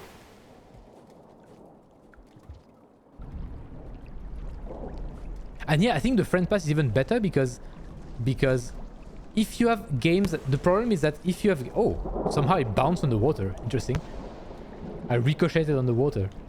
If you have games that can be played co-op but can also be played solo, I could imagine that the developers don't want to give a free key to someone else, because it means that one person, like you buy the co-op game, get a free key for someone else, and then both people can play it solo, but one of them didn't buy the game. If you get a free pass, then it means that the other person can only play the game co-op with you, and yeah, I think that's better. All multiplayer games should do that. Nice. Hello Mash, how are you doing? Welcome. Good evening. You finished Gourmand, am I right? Do you do the food quest? So, yes and no. I finished the Gourmand playthrough. I did the food quest. I didn't do the last part of the food quest. The last food quest. I pressed the wrong button. I pressed Shoutout Raid. So sorry. I pressed the wrong button. I read it. I shouted at no one. Up. Shout out to Mash. Let's go. Say hi to Scruff because he's lurking. Yeah, he was here earlier. He said hi earlier. So hi again, Scruff. Thank you for the lurk. I like games with friend passes. Yes. I know only 2 of them. Well, 3 now. So It Takes Two, Split Fiction. And what else did you mention? What other game did Emir mention? Party Animals, yeah. Do you know more games like that? Was it Red Centipede? It was the Red Centipede. Yes. I got to the Red Centipede and I was like, way too much work, way too difficult. I don't want to spend time doing it. And when I played Gourmand, I liked the food quest because basically before having an objective, it gave me somewhere to go. And I enjoyed that. I enjoyed that very much. But once I reached the end of the food quest, I already had my objective from 5 pebbles, so I knew where to go, and I was close to that. So I was like, the food quest served its purpose. I don't need to actually finish it. I used it for what I wanted, which is just to explore different areas, and I was happy with that. That was good enough for me. And I checked what I knew the ending was a bit different. So I checked what the different ending was if you do the food quest. And that's it. I was happy enough with that. I think I was good enough. The Outbreak game I played today was Front Pass. Oh, what kind of game is it? The Outbreak game? Is it like oh. Oh, a spear. Thank you very much. Is it a game like a Plague Inc. where you simulate an outbreak? Oh, a bit more light here. That's nice. I won't say no to that. I recommend looking at Crawl. Very fun roguelike local co-op. Oh, interesting. Let me write it down. I'm writing down a list of games you all asked me to check. Crawl. Roguelike local co-op. Interesting. As we played with my girlfriend, we played a lot of The Binding of Isaac. So we played a lot of that. So we like roguelike. We are playing Cult of the Lamb right now, which is like a base building roguelike. Not base building, more like a colony sim roguelike. But I want more roguelike options, co-op roguelike options. I have options, but they are in early access. There is Rotwood. Rotwood looks very good. It's in early access, and I'm waiting for release. Rotwood looks very good.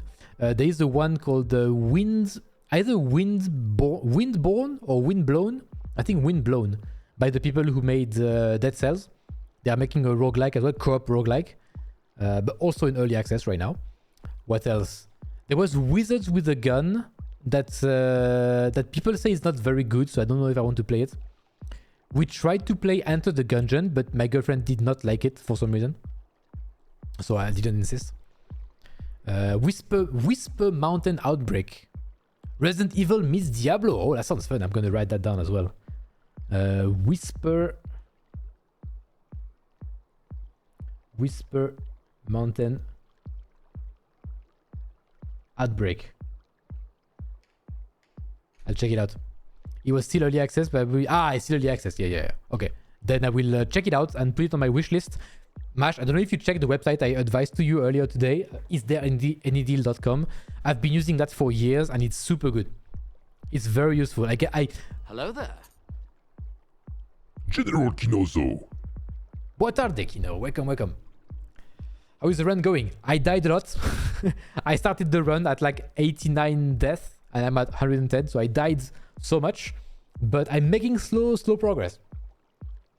But yeah, do check out Is There Any Deal, and I put all of my wish lists there. I used to have wish lists on Steam, GOG, Epic and stuff, and tracking them individually is so much work. So I don't think I can't remember the last time I paid the game full price. Like there's always sales on the key resellers, the key seller websites. They have a lot of them, like Games Planet, Fanatic, Win Game Store, things like that. They have always sales. Yeah, always sales. I cheesed the red centipede with 2 spore eggs crafted. Spore eggs. Oh, spoilers! Careful! I don't know what spore eggs are, but now I know that there is something that can kill red centipedes. So don't spoil things. Make them play. We tried. I bought Rainworld at the beginning to play co-op with my girlfriend, and we tried, and she didn't like it. Way too dark. Way too awkward controls for her. So we tried Rainworld co-op. She didn't like it, so then I started playing it myself. A rule for spoilers in this game: if I assume I don't know anything, please assume I don't know anything, unless you hear me specifically mentioning that thing. Otherwise, assume I don't know. That's the best rule you can apply for yourself.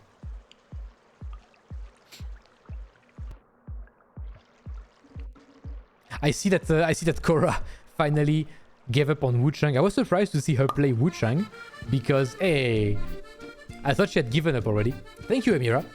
Thank you for the wine. I thought she had given up already when I saw her rage quit last week. I was surprised to see her still going. I thought, hey, the game must be better than she initially thought. Turns out, no. Because she ended up rage quitting for good.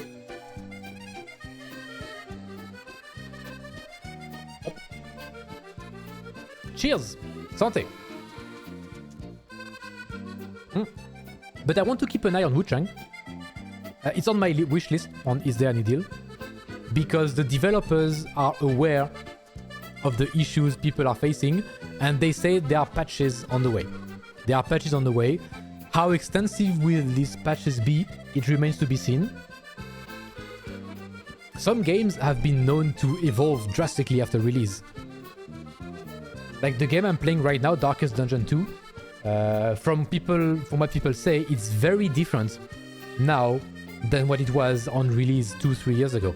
So I imagine I will keep an eye on that game, because maybe developers will patch all of the balance issues the game has. And so if they manage, it might be interesting to play in 6 months, a year, 2 years. But right now, I'm convinced I don't want to play it right now. Bottle is always ready. It's right there. It's perfect. Santé, thank you very much. How do you say santé in Danish? Something close to Prost or Skål? Something no, Skål. Prost is more of the Germanic languages. So either northern like Skål or yeah, Skål exactly. Okay, Skål. It's like either Prost like the Germans or Skål like the northern countries. So it's like because you're like in between German and the northern countries. Is Denmark considered a Nordic country or a Germanic country? But it's weirdly in between, right? They did a weird censorship. Some bosses now won't die. They just stay resting because of some backlash from nationalists. What? People complain stories doesn't make sense now. Okay. Because people who are like a nerd about Chinese folklore, something like that. I need to look it up. I need to look up what the censorship is about. Because if it's censorship like for Black Myth Wukong, then it's bad. Because that's nothing to do with the game. It's just like, please don't talk about feminist propaganda, which is censorship about something completely unrelated to the game. But if it's something like, okay, people complain that these mythological characters can't actually die, if they complain about mythology, history, specifics, then I don't mind. I will need to look it up. I'll look it up. It's interesting. Oh shit, I might not be able to go further here. Unless there is something else. I can try to swim, but I think it might be too much and I will die.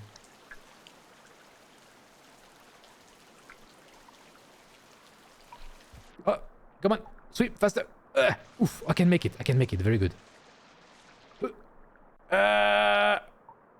Yes. Very nice. We are part of Scandinavian countries. Okay, so you are. I would be lying if I said we weren't a little bit the odd ones out. no mountains. Oh, I didn't know the Scandinavian countries were known specifically for the mountains. Didn't know that. I mean, I know you had mountains, obviously, but didn't know you were specifically known. Oh shit! Swim up! Oh my god! Yes!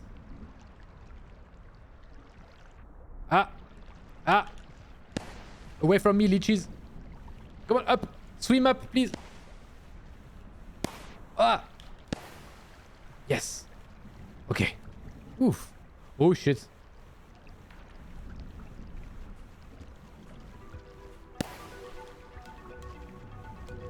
Let's go here for now. We'll see later.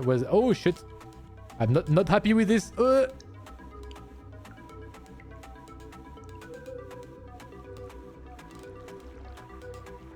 I'm gonna pause right now. Censorship either suck or change almost nothing. Yeah, exactly. That's why I'm curious about what it is exactly. I need to look into it. Denmark is also the only country that at one point ruled most of other Scandinavian territories. The Kalmar Union. The Calamari Union is the that's what I would call the handsome Squidward's empire. The handsome Squid Empire will probably be called the Kalmar Union. In French, handsome Squidward in French is called Carlo le Calamar. They aren't, but both Norway and Sweden have them and we don't. Okay. Okay. Didn't know that Denmark was a flat country like Netherlands. Oh yeah, Josephson, welcome, welcome. Finland is for Josephson, who is not actually from Scandinavian country, despite the name. Finland is a frozen swamp. Doesn't count. Wait, actually, I never remember which one is which. In order, like because there are three in three columns. Like you have the two dicks are Norway and Finland and Sweden, and then the balls are the is Finland, right? It's like Norway, Sweden, Finland. Like these three countries are like it's like a double dick with balls, and the balls is Finland, and Sweden and Norway are the two dicks, I think. Why do some people forget that human rights are human rights? Yeah, exactly. Oh, how could you believe that? And the thing is with Black Myth Wukong, it was that it was just so free. Like there was nothing to do in the game that could even remotely make you think of feminist propaganda, of feminism in Black Myth Wukong. And they had to specify to reviewers, do not think of feminist propaganda. I was like, I was not about to, but now maybe I am about to mention it. It's like they did a Streisand effect on themselves. And the Queen Margarita. Queen Margarita, the calamari queen. It's a trap. You've been looking at it. Thank you for that, Jonathan. Thank you. Norway is westernmost. Oh yeah, Norway, Sweden, Finland. Finland is the one with the Russian border. Right, got it. Finland is the one with the language weirdly close to Japanese. Like when people try to look into Japanese language roots, where Japan comes from, the only other language they found similarities with in their structure was Finnish. And so there's a theory that thousands of years ago, people who were living in Finland emigrated somehow, ended up in Japan, and that's how Japanese and Finnish are weirdly similar in their structure. Fun fact. Hello, awesome cyborgs. Great name. Welcome to the stream.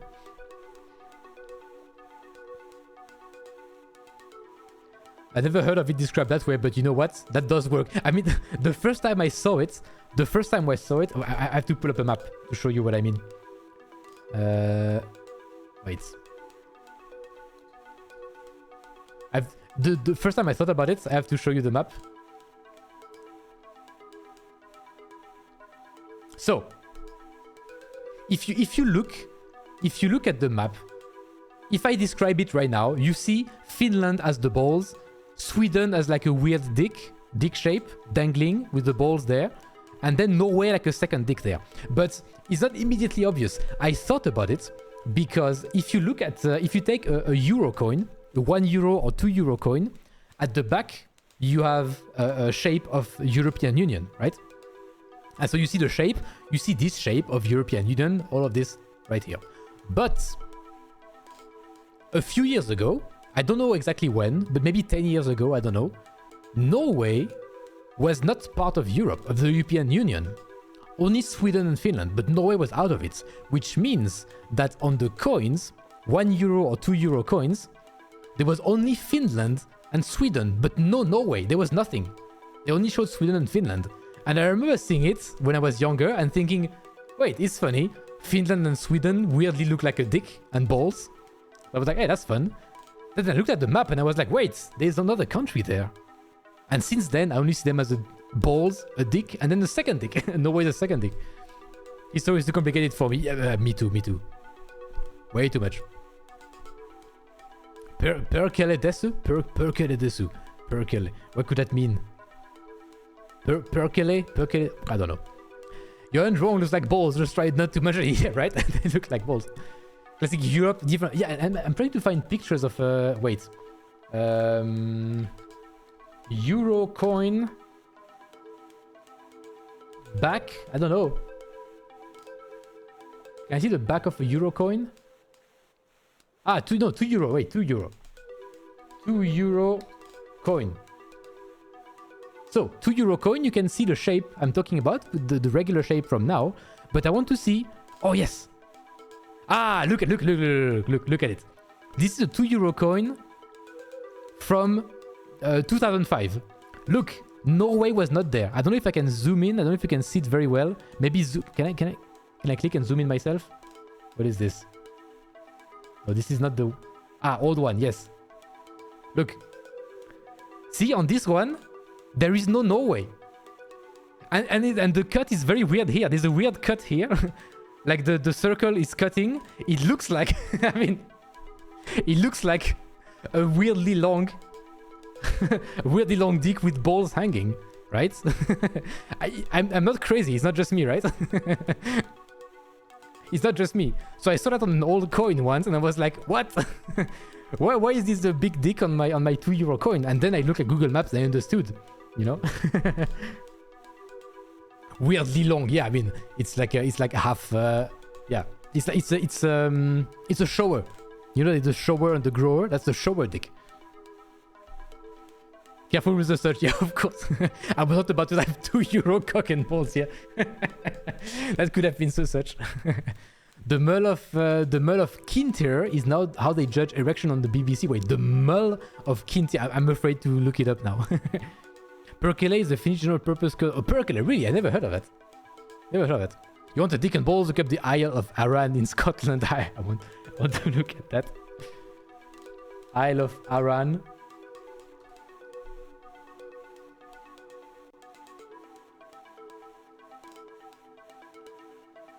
I don't... The Isle of Arran? I don't find anything looking like a dick. Wait, Arran Islands? Really? I don't see that.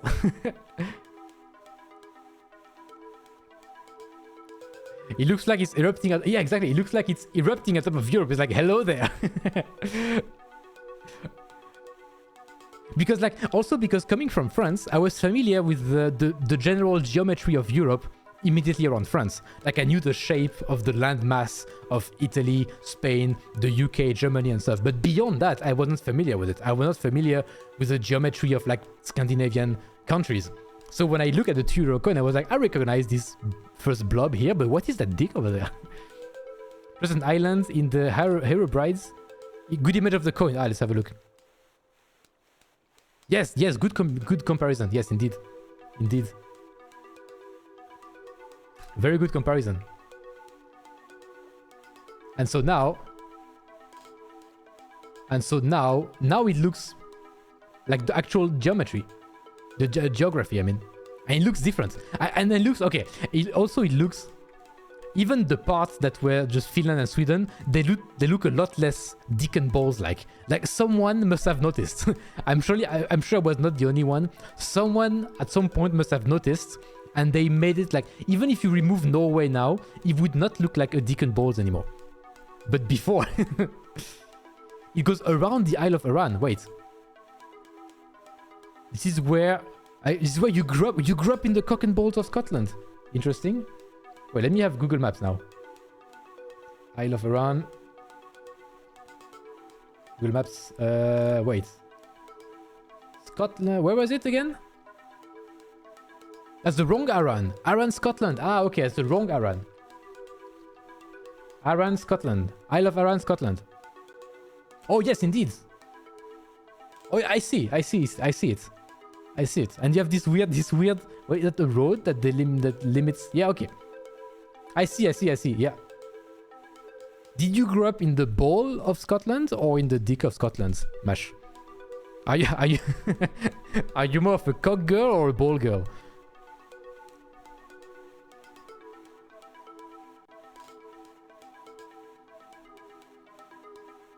In the ball, you're a ball girl, right? It's a vein. That's all right.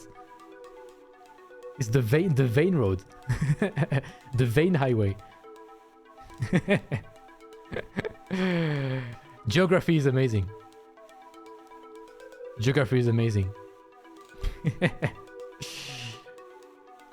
Cool.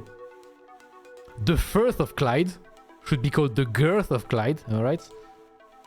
What is a Firth? I never heard of a Firth before.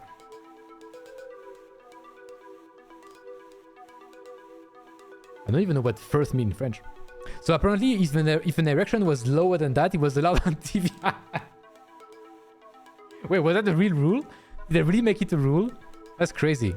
So what about then would Sweden and Finland be considered, would be allowed on British TV then or not?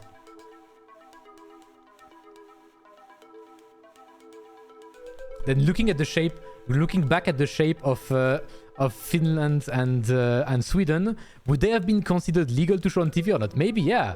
Like it's difficult to judge. I think it's similar. It's not lower or higher. It's just the same. Just the same. Okay. You will have learned something today. I hope you're entertained. I hope you're entertained. I will find a moment to clip. I'll find a moment to clip at some point. I will isolate the portion, the relevant portion, but I need to keep it as a clip somewhere. It's very close, right? Difficult to judge. But you're nice. Are you proud of coming from the Ball of Scotland? I wonder how they vote on the erection. Nice one. Very nice one. They must use a ballot. The ballot for the erections. The erections of the president.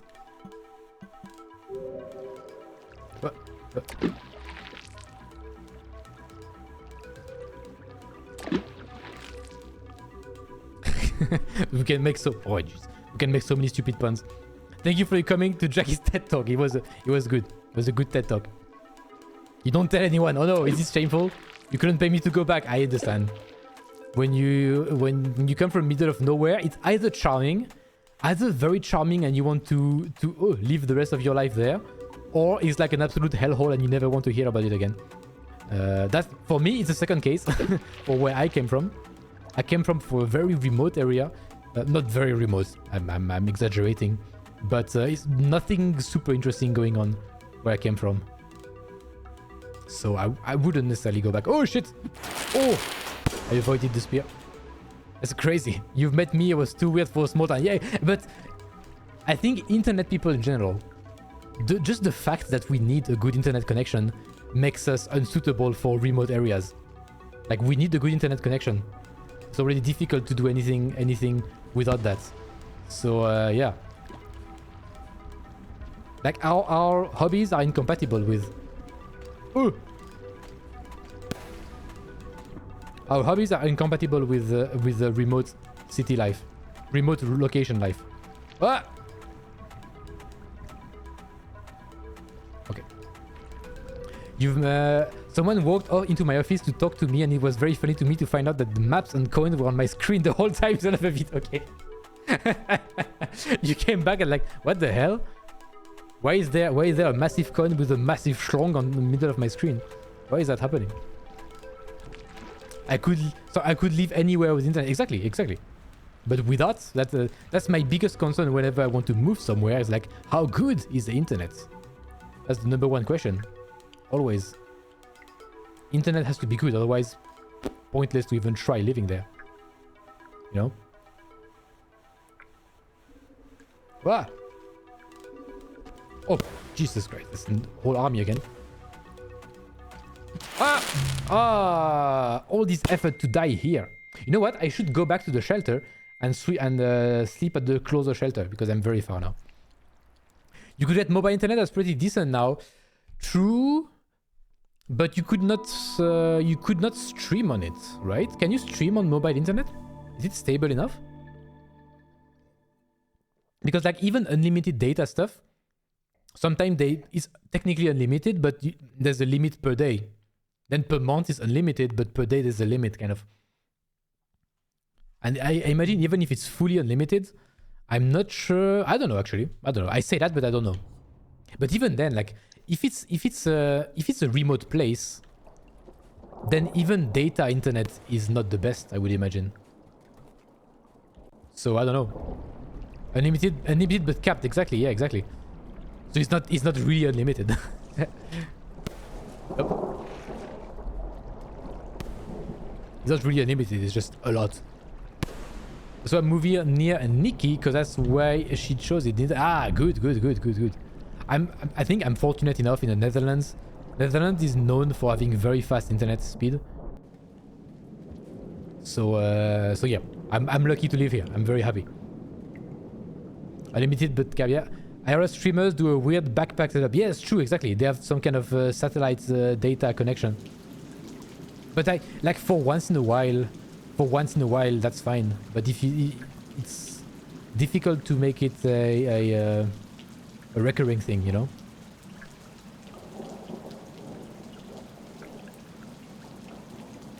Making it a recurring thing, it's difficult.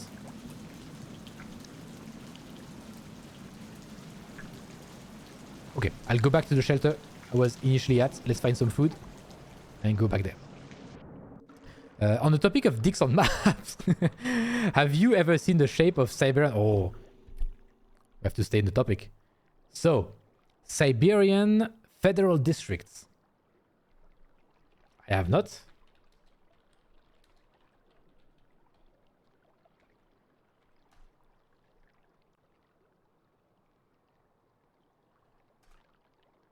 It doesn't show anywhere. It doesn't lead me anywhere. Oh, there. No, it's just showing in the middle of Russia. No, I haven't seen that. Wait. Siberian Federal District?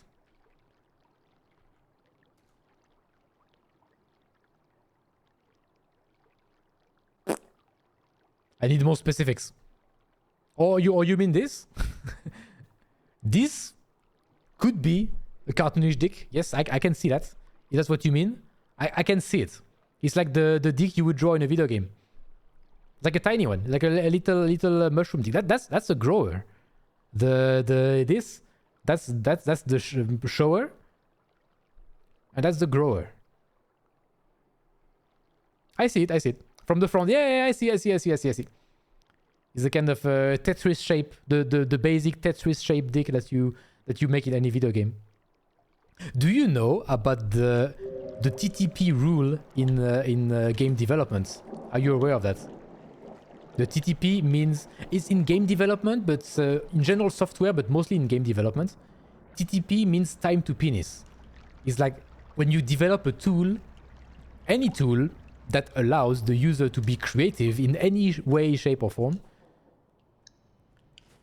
Time to penis is how long before the player or user can create a dick using that tool.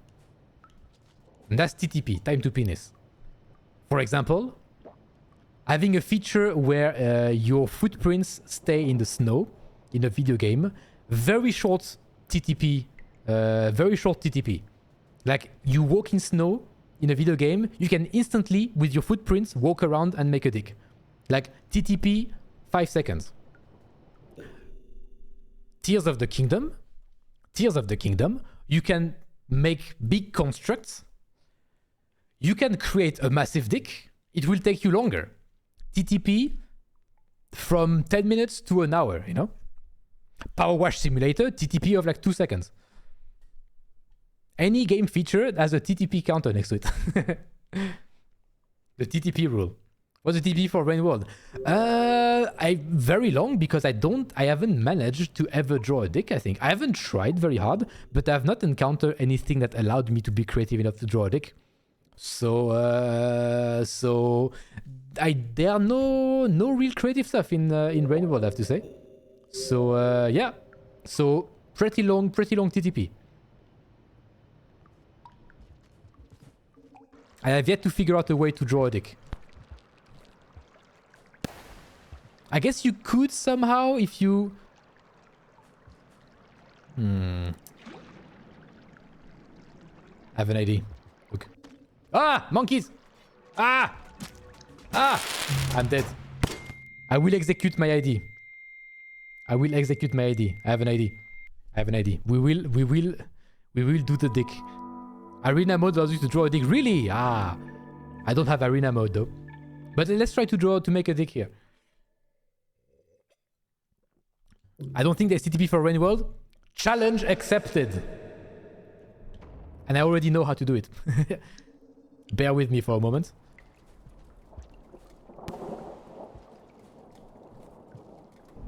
You need to unlock an arena and one object and then you can draw a dick. Oh. Interesting. I will not ever play arena. I don't think I have ever a reason to. But I have another idea. involving a spear and dangling fruits.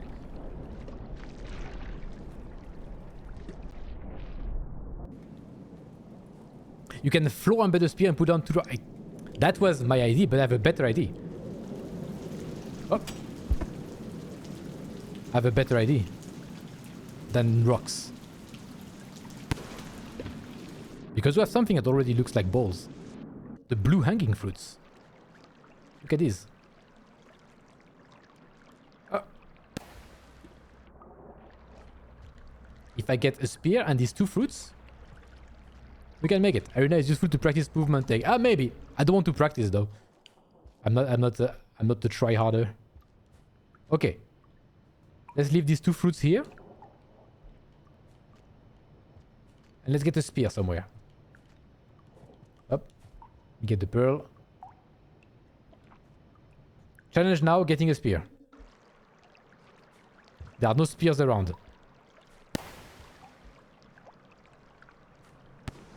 What? No spears around, unfortunately.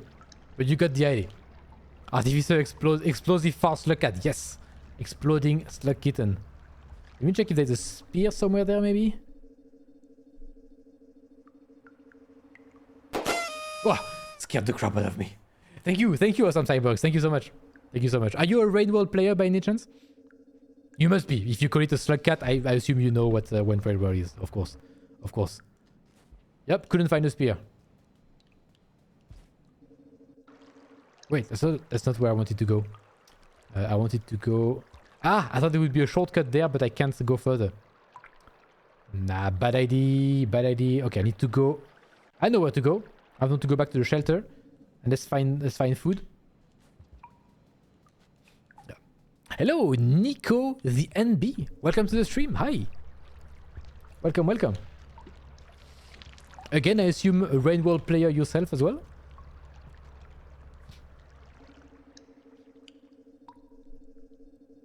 Oh, Kino!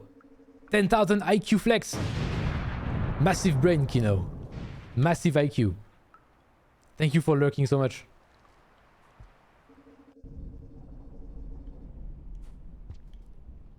Up. Ooh. Ah. Oh, spear. Very good. I need food anyway. Ah. Yes. Thank you very much. I want to, but since the recent update, all mods are incompatible with each other. Ah, of course, yes. I don't play with that many mods. The only mod I have is the one that makes the camera move with the area. If you have a big area bigger than the screen, I have the best mod ever. Push to meow, best mod ever. And I think that's it. Thank you for the follow. Thank you, Nico. Thank you so much. Nico's in every Rainworld stream ever. I keep seeing them everywhere. Like a lot of regular Rainworld watchers find each other regularly. Oh, nice. That's my food. If another monkey comes by, that's also my food. Nice. Too many monkeys. Too many monkeys. I might need a spear now. Nice. Dead. Very good.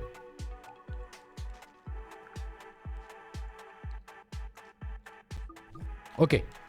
I can finally go back to the shelter and rest. Wait, is it the right way? Or did I pick... Oh no, it's the right way. It is the right way. Yes! Finally.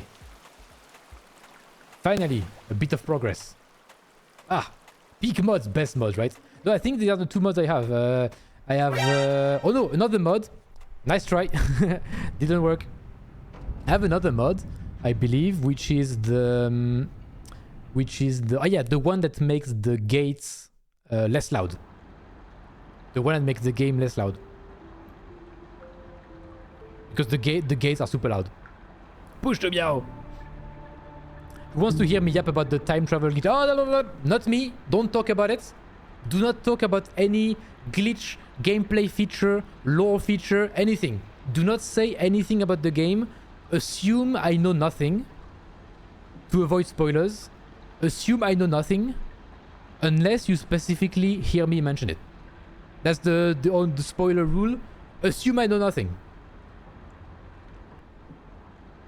What I know about Artificer is I know my objective. I know where to go. I just want to explore this area before going there. If you have more than one mod, the game breaks. Yeah, right. For me now, the game is not breaking, so that's fine. That's fine. But maybe these are not game-changing mods. They just add a little thing here and there. So maybe that's why I have no issue. Rain mods also mean what? Was there no mods in chat? Hey, nice joke. I understood the joke. What about the Viking encounter? Do you know about the Viking encounter? The Vankid. All I know is that I know nothing, and this is the way. This is the way. That's the sign of intelligence. All I know is that I know nothing. Boo, you boo! Is to avoid backseaters and spoilers, because we have a lot of people who get excited about sharing their knowledge about the game, and they end up spoiling the experience. You don't use camera scroll. Well, camera scroll works, so it has worked fine with the updates, so that's good. I don't have the Watcher, so maybe that's why. But with the game without the Watcher, mods have no problem. Just typing. Okay, right. The Viking. Imagine, Emira. Imagine one day there's a Viking showing up in the rain. I was like, what? What the hell? Emira was right all along. That's driving me nuts at the moment on TikTok. Everyone wants to tell me how to play Grounded 2. Yeah, it's like, leave me alone. Let me discover the game.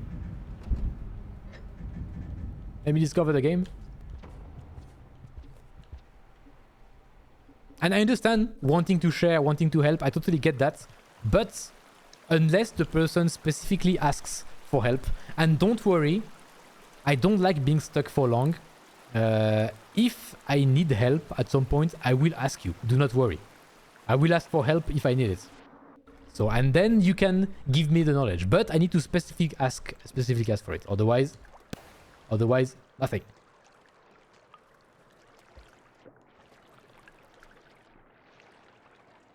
Okay. And we can keep exploring this way. Have I been here recently? No. Great.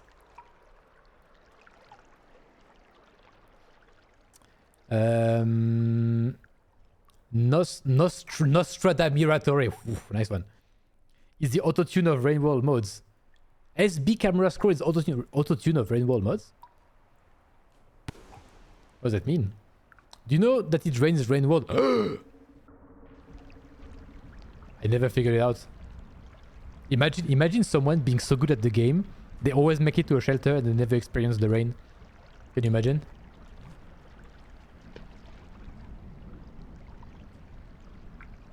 Ah, wait. Ah, I've been here before. Ah, okay. I see where we are.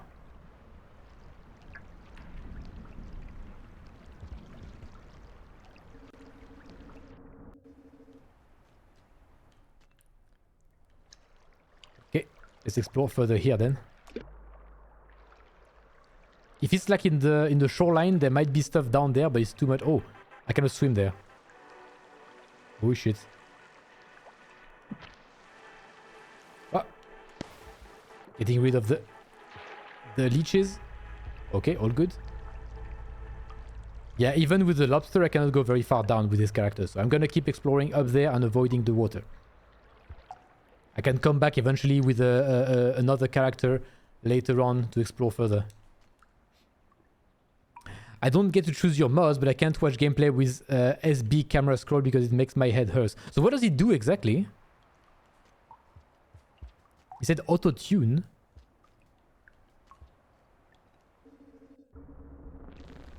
Or is it the mod I'm using right now? I like it a lot. I was always frustrated by being killed off-screen. I'm always being killed off-screen by stuff. It's very frustrating. Or is that the one? Doesn't happen. Everyone knows about the rain. It was shown a bit at the end of the tutorial. Was it? Ah, I don't remember. It was so long ago. I guess you're right. I have no memory of this. Oh, monkey over there. Wow! Oh! What thing? The spear was sliding on the floor and got me. God damn it. But if autotune, yeah, but that's why I'm curious. Maybe it's the autotune thing. Yeah, I'm a bit confused about the autotune. But I could understand the autotune make your head hurt. Yeah, there was a spear. So the spear was... I saw the spear. I thought the spear hit the floor. But the spear was like going parallel with the floor, very close. I didn't see it through the textures. And it killed me. Damn it. Or unless I tripped and hit my head on something. Also another less plausible possibility.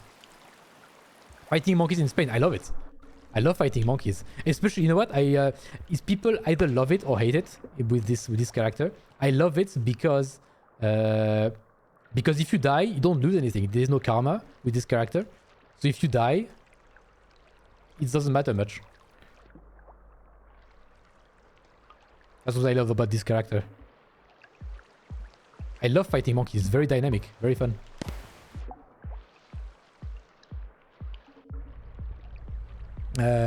Spear enough to make a deal. Oh yeah, I forgot. Gee, I already forgot. Streamer brain. I already forgot about the whole dick plan. I know you were eagerly waiting for it. I'm sorry to disappoint you. I will try to remember. But I was interrupted in my efforts. I was not interrupted because I forgot. I was distracted. That's why I forgot. I was distracted by tribes of monkeys, preventing me from making my glorious art. Okay, let's find a spear. Is that a pearl? No, it's just a texture. Never mind. No consequences for the failure. Exactly. Exactly.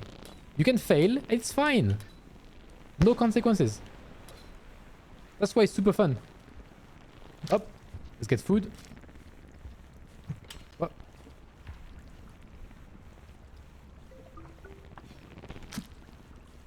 More food. Okay. So, now do we go down here or... Yeah, we're probably gonna loop around somewhere else.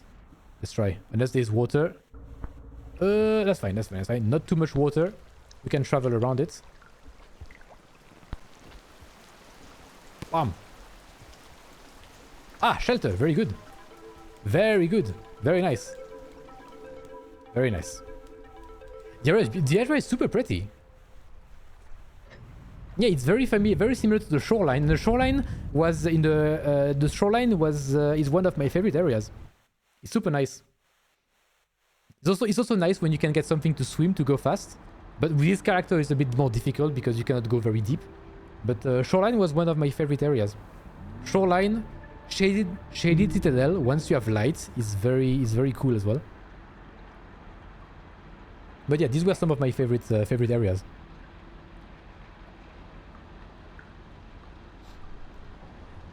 Only reason I'm here for the I will try to make you proud, Amira. Shoreline is fun. Yeah, it's fun, right? Hello, Matnoot. Salut, salut. How are you doing? How are you doing? Well, our objective today is making a dick in this game. Time to penis. Okay. Next time you see the blue hanging fruits, someone remind me of the dick thing.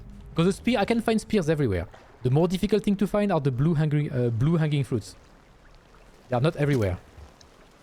So. The spear. Yes. Ah. Okay, food. Let's meet. Thank you very much. Okay. We can explore now. We can explore down there. I don't know where it... Does it lead? Oh, it leads to somewhere I've been already. Wait. Let's check. It leads... Have I been here? I don't remember this place. Up here. Boom, boom. Oh, there was a gate somewhere. Oh, there was a gate there. I should try to get to a gate, maybe. To see where it leads, actually. Because I've explored a lot here. Is there anything else to explore, actually?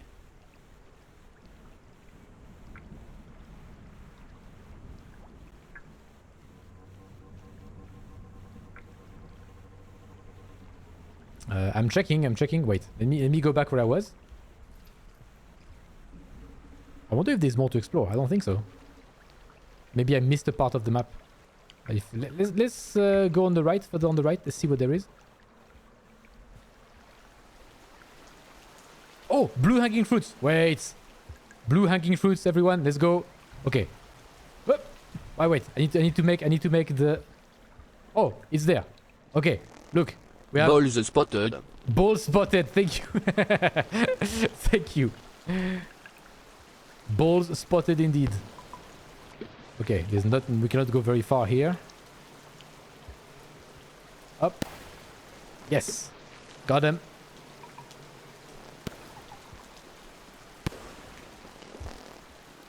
Okay. Emira, pay attention. This is for you.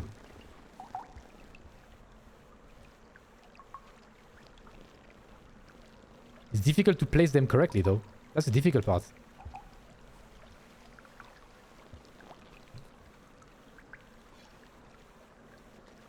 Wait. Ah. Ah. Oh, monkey.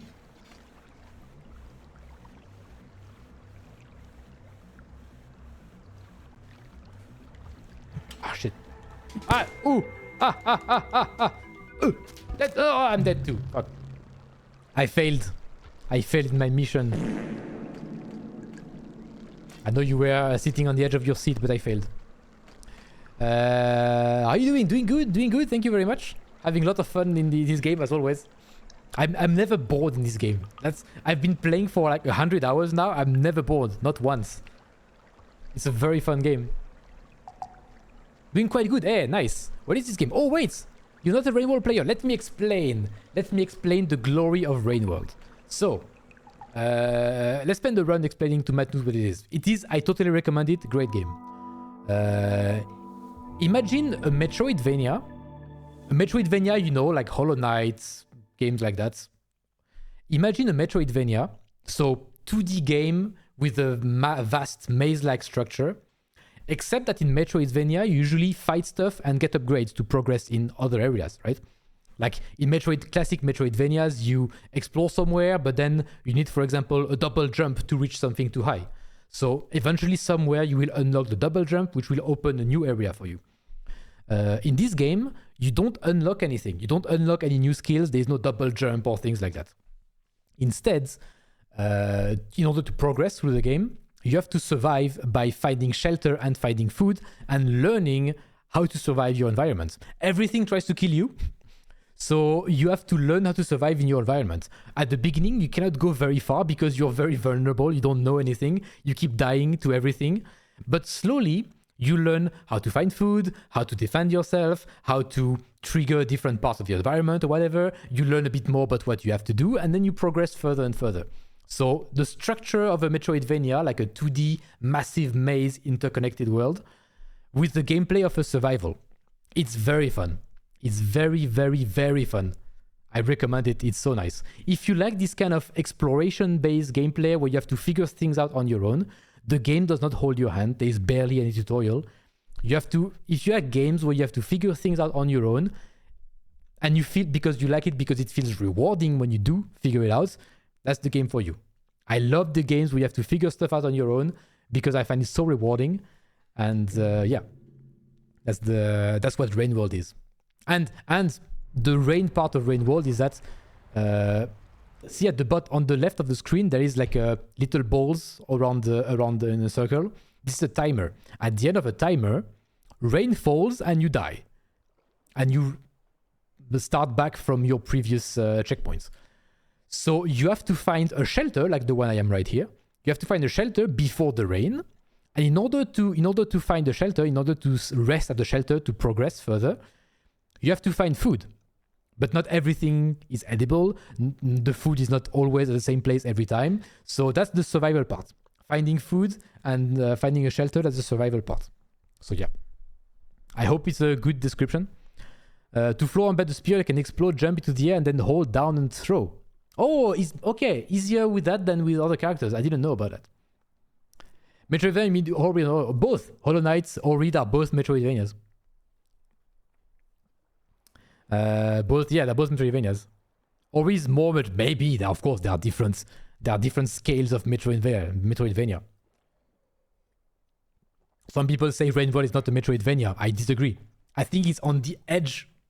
It's in between Metroidvania and something else, but you could still put it in that broad category, you know? If you're not a hardcore specific nerd about what a game genre is, if you're more flexible, which is no game is perfectly fits one gender anyway. Like Hollow Knight is often described as a Souls-like Metroidvania as well, because it has a lot of Souls mechanics. So it's a Souls-like Metroidvania. Oh. It's a spectrum, you know? Video game genres are always a spectrum. Spectrum, Venn diagrams, whatever you want to imagine. What? What? Yes. Good food. A pain world. Pain world. It's also painful. People say it's a painful game. It depends what your mindset is about video games. If your mindset is you're happy to explore and figure stuff out on your own, it's not painful. Every death is a lesson, you know? If you're someone who plays game because you like to get stuff done and want to have like a quick adrenaline rush of like accomplishing things, that's not the game for you. You don't accomplish very much very fast. But it depends what you prefer. It depends what your mindset on video games is. Alright! Okay, I don't want to spend more time with the dick and ball things. You understood what I meant. Time to penis with Rain World. Decent amount. Decent time to penis. Not too long, not too short.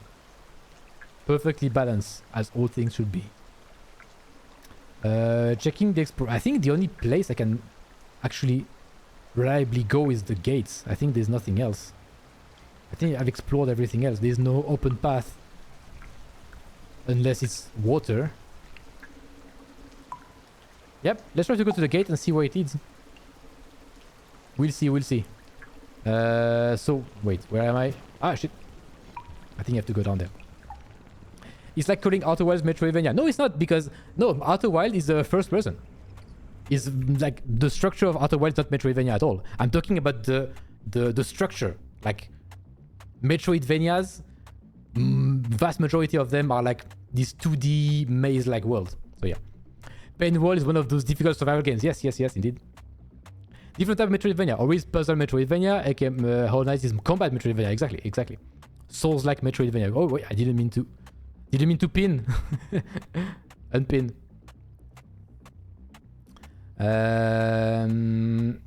That sounds good, except for the part where I kind of suck at video games.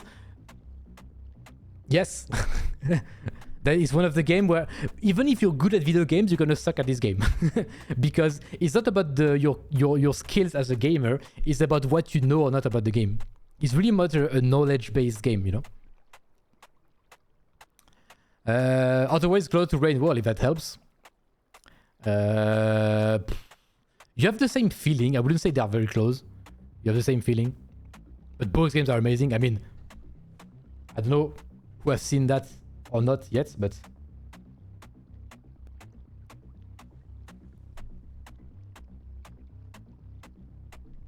Camera, focus.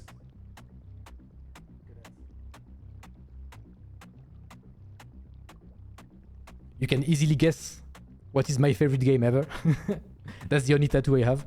That's from Outer Wilds. I think if it helps the learning... Yeah, exactly. Outer Wilds is like a knowledge-vania. But like, see where the knowledge-vania part of Outer Wilds is only the learning part, but not of the whole Metroidvania structure. Like, the only part of a Metroidvania that Outer Wilds has is the fact that things are unlocked eventually, which most video games could have something like that. So I wouldn't call it a Metroidvania. But Rain World is different because it has a lot of things from a Metroidvania, except one part. When you have like 4 elements out of 5, I think you can call it that way. Outer Wilds has like 1 element out of the 5 for Metroidvania, so I would say not a Metroidvania. On the spectrum, very far from Metroidvania. You know? It depends on how many elements of the genre you have. Up. Oh, nice shots. Oh, I can kill it? Maybe I could. Ah, shit. No, come back. I wanted to kill you. And what's happening down there? So many lizards. From here, Yeah, from here I'll have to go on the right. Okay. This game is a pain regardless of what you know about the game.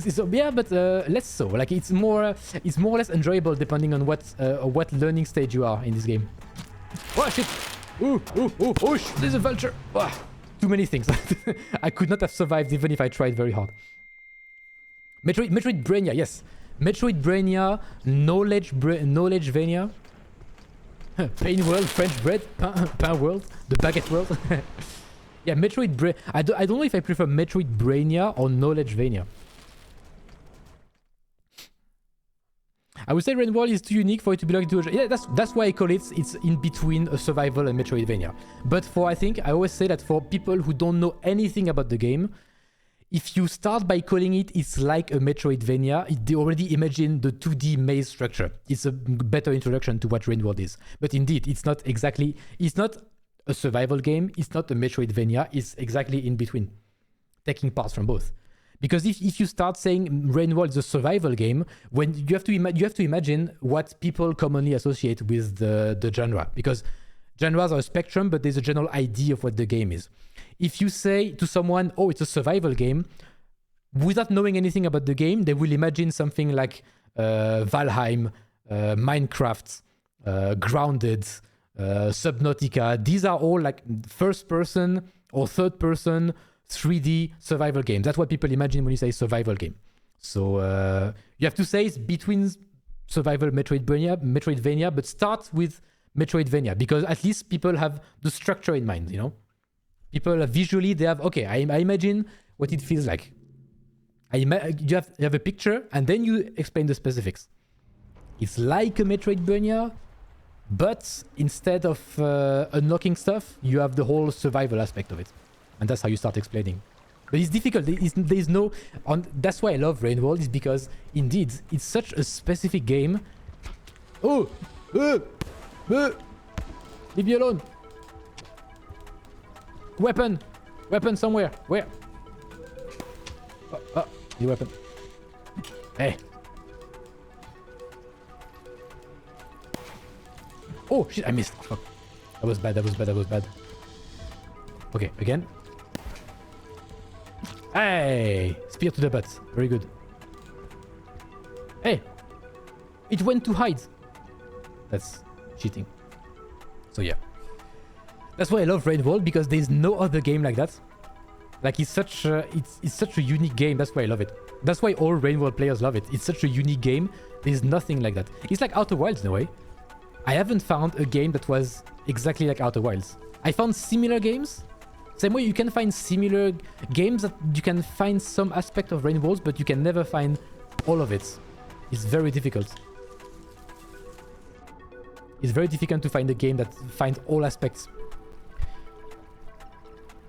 It gets its own new genre. Yeah, honestly, if another game eventually ends up like releases that's work the same as Rain World, I would call it a Rain World like. You know? I cannot define Rain World in one single genre. It's a Rain World like at this point.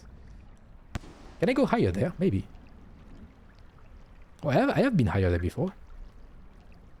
So if I go to the east, I will find the gate. Okay.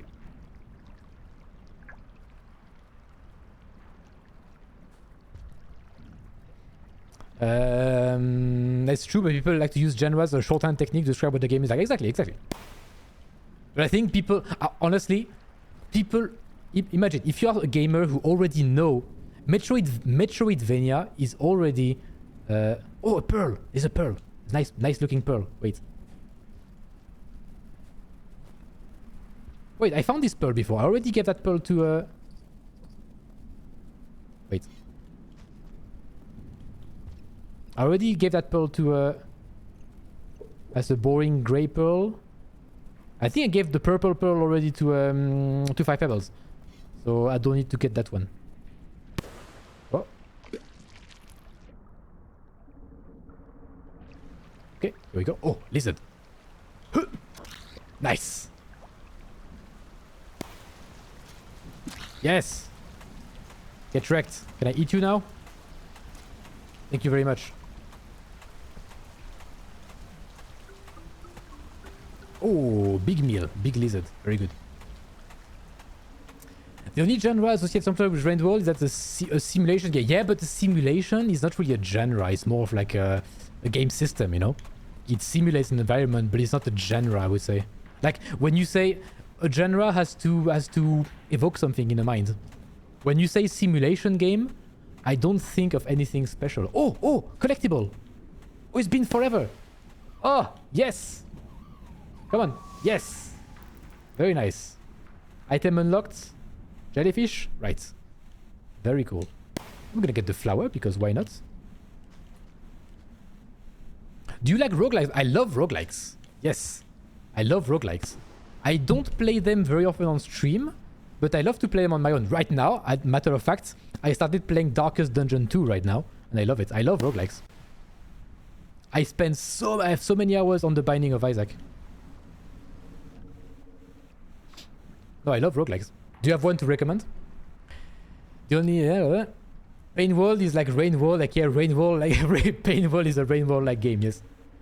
Yes. Hey, Hosu Boy, thank you for the lurk, yes. I've gotten a lot better at Dead Cells. Oh, nice. Yeah, I finished almost everything in Dead Cells. I beat every boss except the Castlevania one from the Castlevania DLC.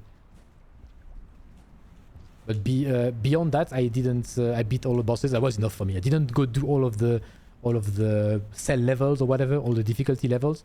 But that was good enough for me, I think. Tasty lizard. Yum, indeed. There's a big lizard to eat. There should be a shelter there. And we'll finally know where this area links to. Ah, a couple I liked. Yeah, have a nice death. Have a nice death.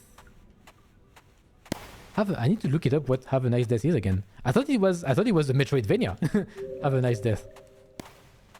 It's a 2D action game. So maybe it is a 2D. Maybe it's like. Oh, the gate is there. Maybe it's like Dead Cells in the way that it's like a Metroidvania roguelike. Sleeping. Yes. Day of the Shell is night was tactical. Oh, I need to look it up. Day of the Shell. Day of the Shell. The only roguelike... I played 2 roguelikes on this stream. I played Dead Cells and I played Hades. I'm waiting for the Hades 2 full release to play it. I think the Risk of Rain. I've heard of Risk of Rain. I've looked at the gameplay and it looks very nervous. I don't know how to explain that. Very like a bit fast-paced for me. And a bit like... Okay, what I don't like about the Risk of Rain when I watch gameplay is that a lot of things happening at the same time. It's a bit overwhelming with stuff. Not the biggest fan. I like when it's a bit more focused. I know more what's happening. But I've never tried. Maybe I will try someday. I just feel like, I don't know. Looking at it, I'm not intrigued. Astray. I'm right. I have a lot of... I have a little mini list of games to check out from today and from last week as well.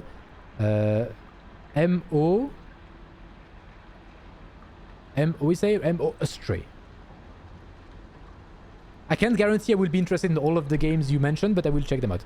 Hades 2, yeah, I played a couple hours of Hades 2 early access, and I loved it. And because I loved it, I didn't want to play anymore because I know Hades 2. I loved it already, so I want the full release to have the full experience. Because if I play the game in early access, I will get the experience from. I will experience most of the content, and when the game fully releases, I will not be motivated to do everything again to get to that point again. I don't replay games in general, so that's why I like roguelikes, because it's a way to replay games with novelty, you know. That's why I love the game. So okay, I played a couple hours, I love it, waiting for release to have the full complete experience. Risk of Rain 1 never played, 2 is amazing. Oh, there are 2 of them, okay. Risk of Rain 1 is 2D. Risk of Rain 2, oh, it's Risk of Rain 2 I've seen then, 3D. I like the first one better. Maybe, I'll check it out. Return is basically 1, but less janky. Okay, it's like a remaster kind of. Remake, okay, yeah. I have no such self-restraint. You're not a patient gamer. But I mean, if you're someone who enjoys replaying games and you have no problem replaying through Hades 2 after when the game fully releases and your save gets reset. If you have no problem playing the game again, go for it. I know I would be too bored, you know. So you have no self-restraint. I have no patience with repeating stuff I already did. So two opposite styles. It's fine. Short break, short toilet break. I haven't been to the toilet in almost in the entire stream, almost 3 hours. I need it. I need to go to the toilet. So be right back, very quick. Stay put. Coconut song. Oh, what is that? A sea monkey. The fuck? They're so cute. Hello. Are you friendly? Oh, oh. Oh, they're cute. He stole my stuff. No, fuck you. He stole my... No, no. Come back. Give me back my scanner. Fuck. Monkey.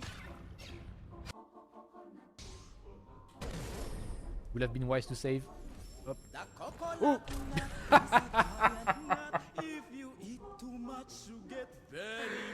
Oh my god. I can see the future. Listen Al Gaib. It's Listen Al Gaib. Listen Al Gaib.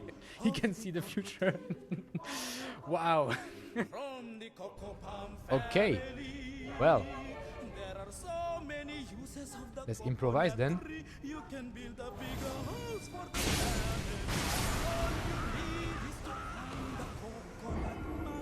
Wow. Wow. Just wow. Steven, yes, alright, alright. Why did I read that I will love blowjobs? Why?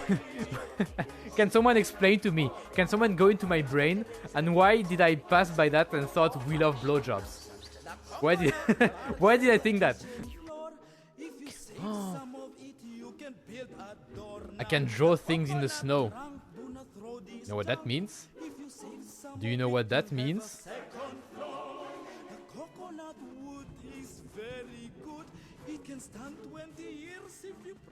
Ta-da! Oh my god. I'm 5 years old. I'm 5 years old. But I love it.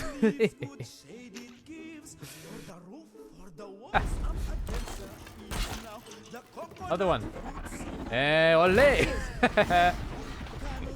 It's my favorite thing. Triggering charges and letting them run through my traps. Oh, another one. Hey, over here. Over here. Over here. And...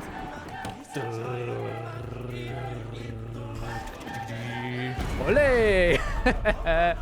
The loot comes straight to me. Oh, I love it.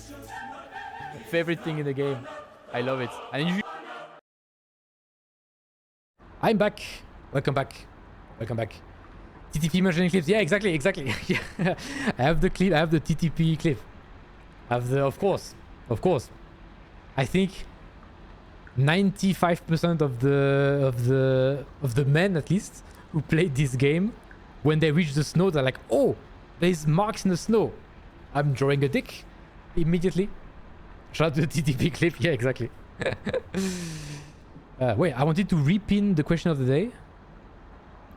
Up. Because I pinned something else by mistake. Here it is. Question of the day: what is the most creative pet name you've heard?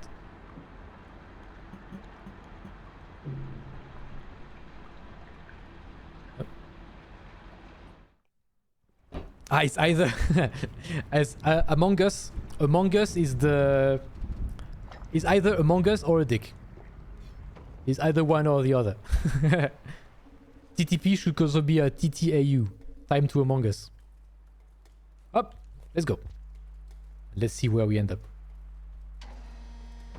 If I want to come back here, I will need to get a monkey, but I don't think we'll need that.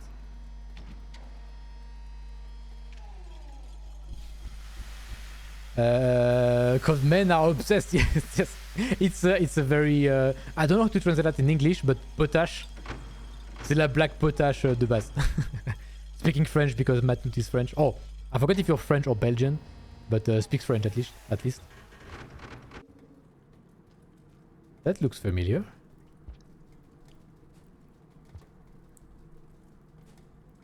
I've been in such an area before.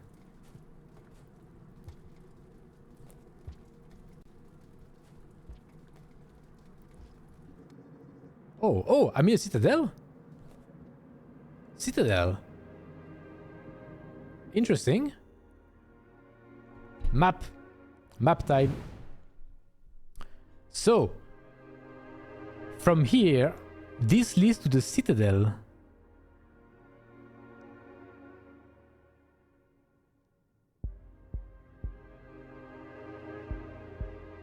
But that's the exit to the shoreline.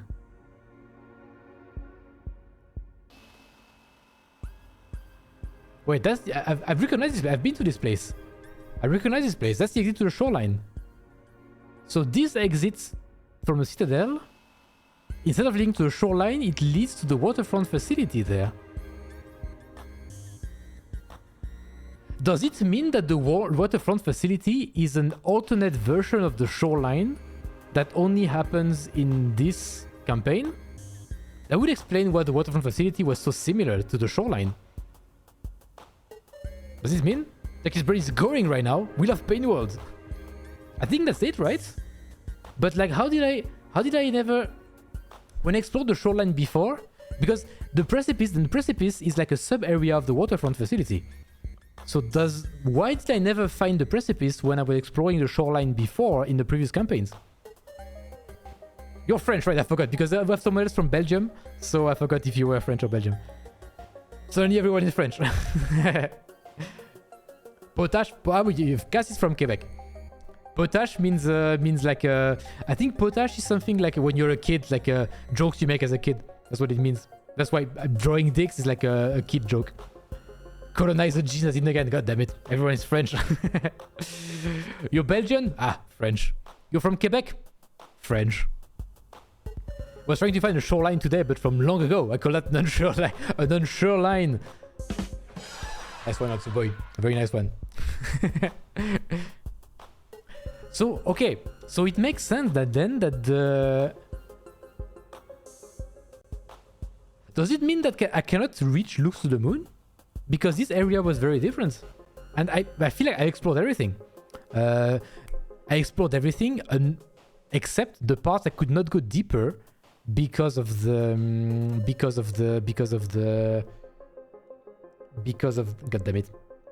water. The water was too deep and I cannot go any further. So I don't know if it's even possible to reach to the moon. Don't tell me. But I don't want to go back and figure it out. To go back, I will need the level 3 anyway, so I can't go back anyway. But okay. Good. You know what? I'll put an arrow there then. I will understand what it means. I bring the arrow there. Maybe you know, let's make it better. Look. We're gonna drag all of this. No. Not the arrows. Just the boxes without the arrows. And we bring them down. Nice. Actually, wait. PowerPoint skills right there. I'm an engineer, trust me. Up.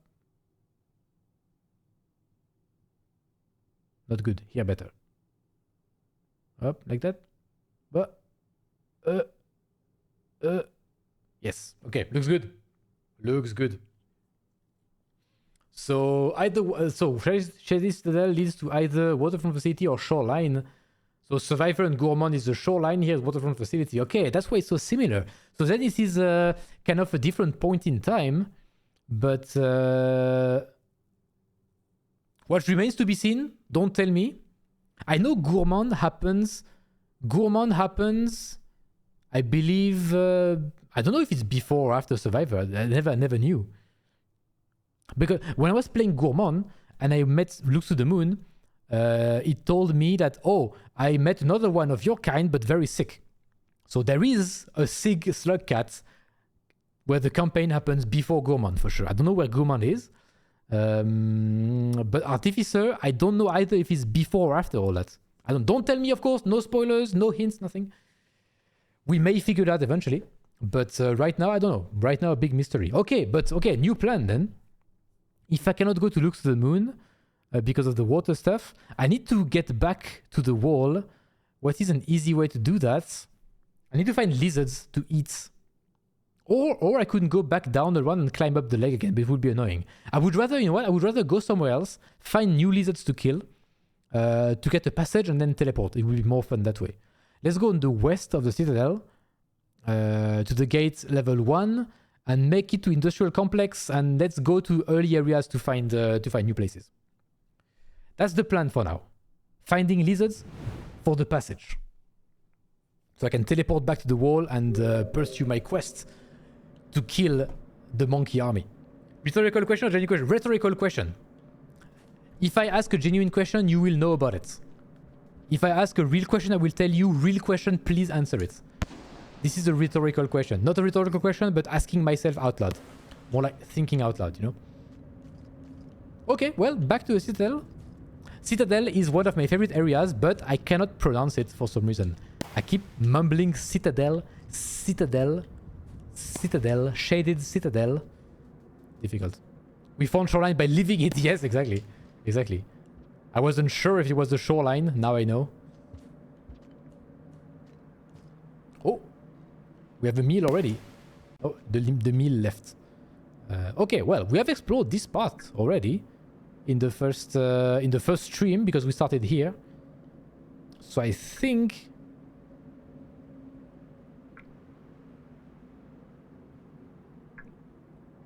Is that where I should go? Exit level 2? Is that where I must go? Wait. No. Exit level 2 leads to the garbage waste. I don't want to go to garbage waste. I want to go to the industrial complex. So we'll stay on the top of the map and try to find the exit to the industrial complex. Because there are more chance to find new lizards there. It's fun when you connect the dots. I'm glad it's fun. Gourmand happens. Artificer does happen. They do happen when...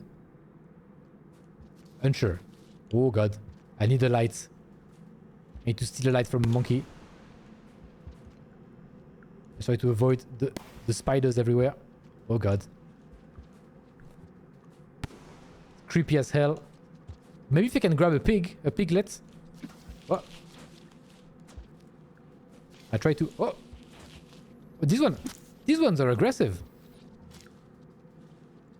Did I kill it? I don't think so. Oh no, wait, it's there? I'm trying to eat the corpse. I can see it. Okay, it is. Let's see if I can get a piglet. Can I grab a piglet? For light?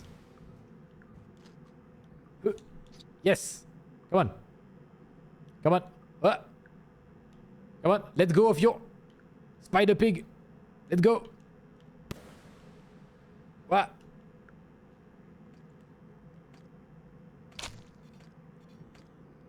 Did I kill it? Is it dead? Oh, I bite into it to kill it. Interesting.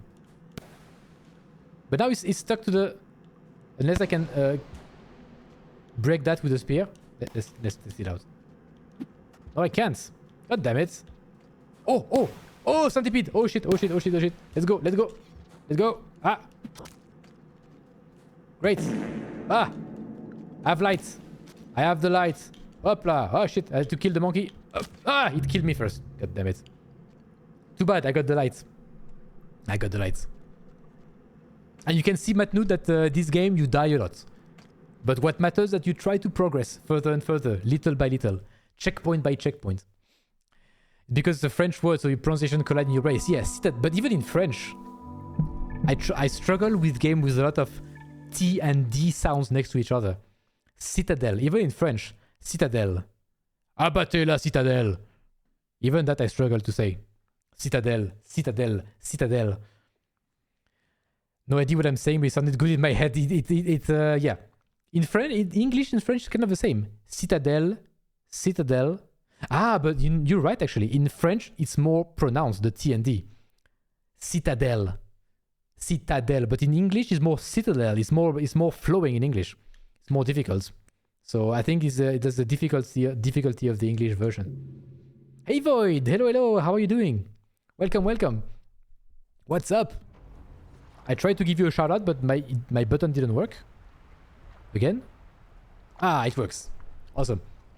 Never noticed RT explosion gives a little light. Does it? Oh, I didn't notice either. Let's have a look. Or was it from the Yen drone?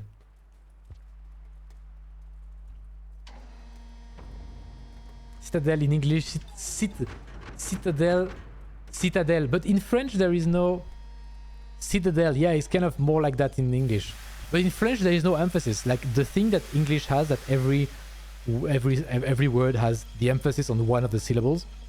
It doesn't exist in French. That makes it difficult sometimes to learn. Like French has no emphasis on syllables. Everything is flat. We don't say citadel or citadel. We say citadel. The same thing. The same flat tone. There is no emphasis. Just ate some lunch. What did you have for lunch? Always the question. I'm very hungry now. Or very hungry. I'm hungry. I'm gonna go for dinner after the stream. And tell me what you had. Can I get flour? Yes.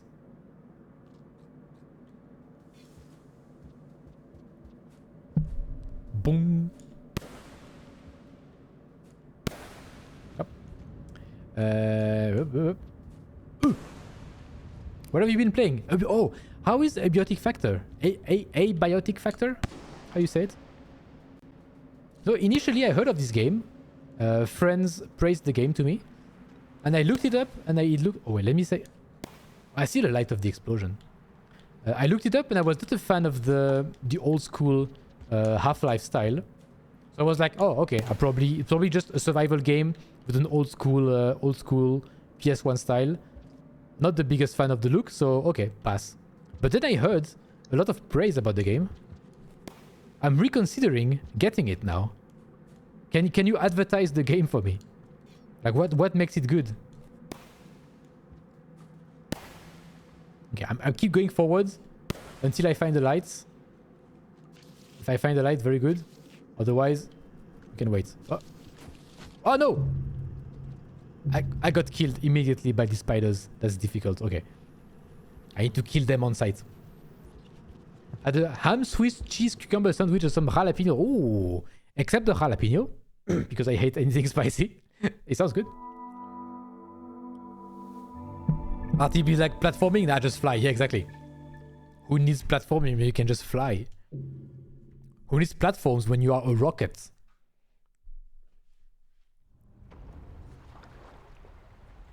That's what I love. That's what I love about Artificer. Like that's what combat is so fun, and you can progress so quickly because you don't need to have to struggle through all of the platforming parts. Wait, before going, maybe I will to avoid getting to the gate every time.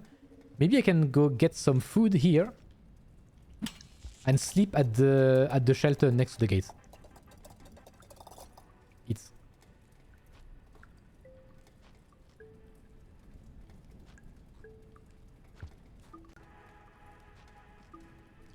Eat. Okay. Better if I sleep at the shelter after so I can skip the gates every time. It's been really fun. Good crafting system. Pretty funny story. Okay, cool. Do you play it solo or with someone? Because I like survival games, but I always hesitate to play them solo because I'm afraid I would be bored. I will suggest it to a friend of mine. We often play games together.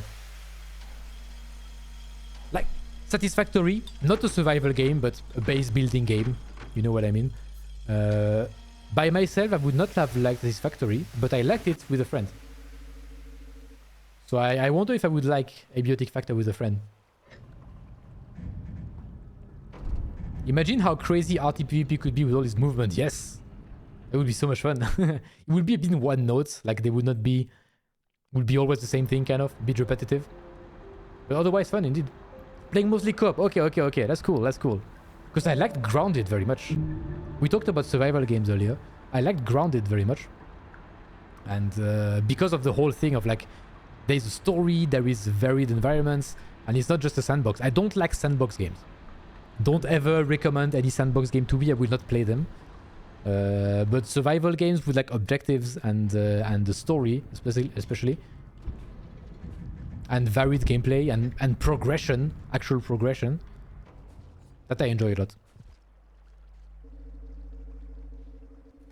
Abiotic Factor plays like you're a scientist in the original Half-Life. See, that's the thing. I never played Half-Life.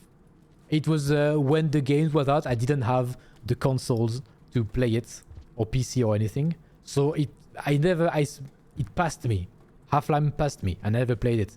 Neither Half-Life or Half-Life 2, none of the games. Would I still enjoy? I mean, I played. Half-Life was PS1 or it was PC, right?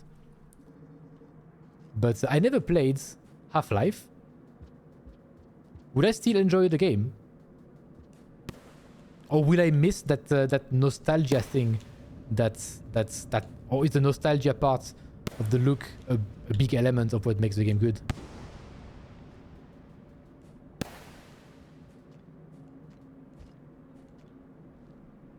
Because I can imagine if you don't like retro-looking games work on nostalgia, right? But if you never played the games that they are supposed to make you feel nostalgic about, then is there a point, you know? Maybe there is. Oh! How could I throw a spear over his head? Terrible. Okay, let's try to get another spear. Somewhere. Nope. Can't find any spear. Oh, collectible? I got it already. Would a game about digging a hole be considered a sandbox? there is a literal game about digging a hole, right? You're talking about that game about where you're literally digging a massive hole in your garden. Oh shit! No! Ah, too many spiders! Spiders, pigs, and spider pigs. Ah! What is that? Something white here. What is this? Oh, it's a bat. Okay. I need a weapon. Yes.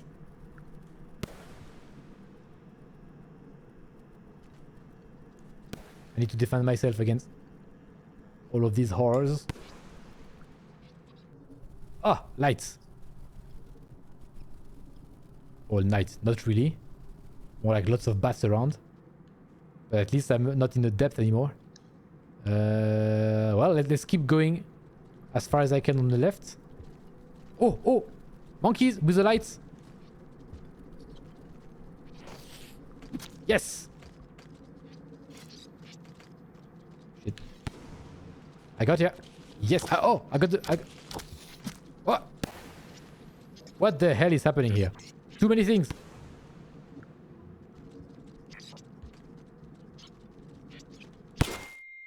Oh! Everything exploded. It's okay. I'm alive. Oh!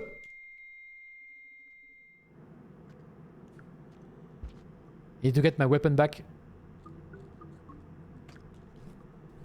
Okay. Weapon. Good. Lights. Good. Okay. We have a light, we have a weapon. Is not a monkey to eat. Ah, crap. Oh, shelter. Very good. Very good. Okay. Let's get the monkey. Eat the monkey. Huh? Am I full? No, I'm not full yet. That's the monkey I ate already. Wait. I need to eat a different monkey. This one over there on the left. Come on. This one I can eat. Come on. Oh no! I need to okay, hide. Shelter, hide. Hide quickly. Let's go. Okay. Ah, let's sleep here. Okay, good. Oof. Oof. Ooh. Ah, the door closed on the monkey. Get wrecked, monkey. Checkmate.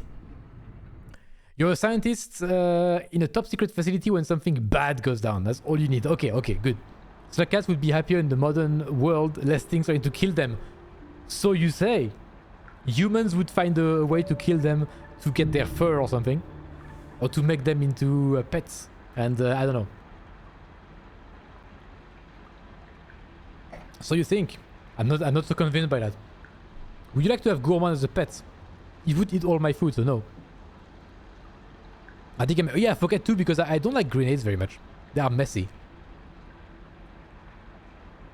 And they use a foot charge. Not a fan. I'd rather use good old spears, you know? Or at least make a spear explosive. But explosive themselves, meh. At least against monkeys, not super useful. I would like to have Survivor. Survivor is a cute little pet. The thing is, it depends if they are furry or slimy. And I think they are slimy. I would not like a slimy pet. Are they slimy like a slug or furry like a cat? It's not obvious. If they're slimy, maybe not. Maybe not. It's probably very messy to have a slimy pet going around putting slime everywhere. Oh, monkey! My breakfast is sleeping with me. Oh, thank you, breakfast. Did you have a good night? Was better than breakfast in bed?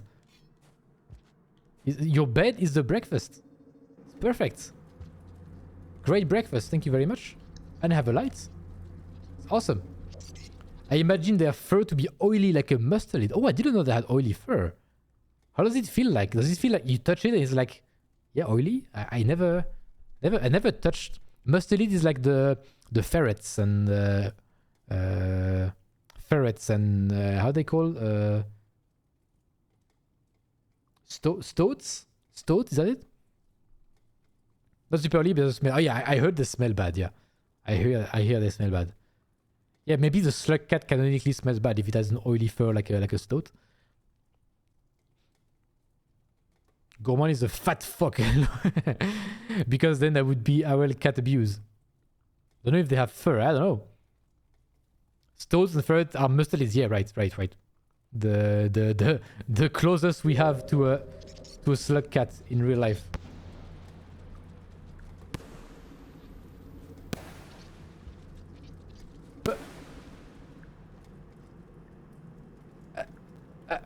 Okay. Let's go here, maybe? Yes? Go.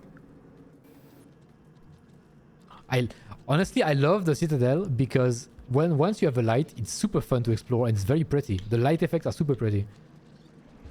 I like it a lot.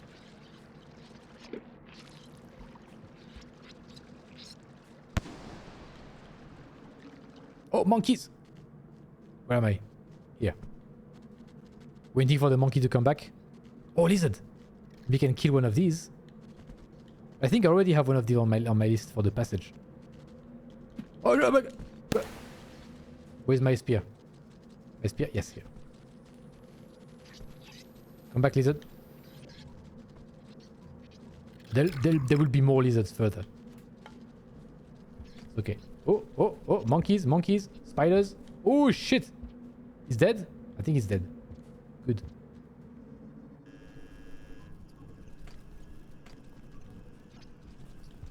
Hey! I'm faster than you.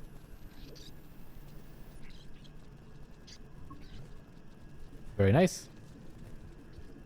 Making progress. Okay. Keep going left until I find eventually the exit.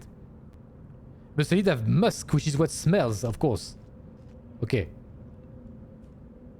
But musk doesn't smell necessarily bad. It smells strong, but not bad necessarily. Maybe this one smells bad. Most of the slug cats aren't sopping wet, but that doesn't mean they're particularly pleasant to the touch. Yeah, I guess. Yeah, I guess it's a good explanation. If they're oily but not slimy, then I get that. Ooh, shit. Like, how can you not love this area? Like, it's so cool. Look at the light effects. The atmosphere is perfect. Atmosphere feels amazing. Oh, can we go? Well, there are two paths to go. Oh, shit. I remember this one going... I remember doing Survivor, going through that exact path in Survivor, and thinking, where the hell does that go? Because I arrived in a Citadel with Survivor through the garbage waste, I believe. Oh, very nice. I arrived in a Citadel through the garbage waste, and I found another exit back to the industrial complex. That was the logic. Let's find some... Oh, I'm full of... I thought I'd eat something. I'm full. Already. Up, sleep. This path feels very familiar. I think I'm on the right path then. We'll revisit this conversation later, I'm sure. Maybe.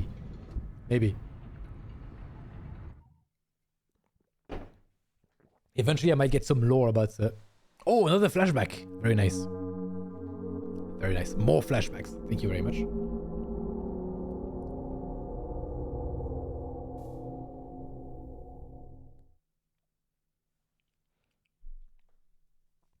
Will I play as a monkey this time again? Oh no, I'm playing Artificer. Can I explode already? Yes. Yes! Ah! No! I got killed. I got killed in my own flashback. How the hell is that even possible? Ominous flashback noise, yeah? How can you die in your old flashback? That's a memory. Can't die in your old memory, can you?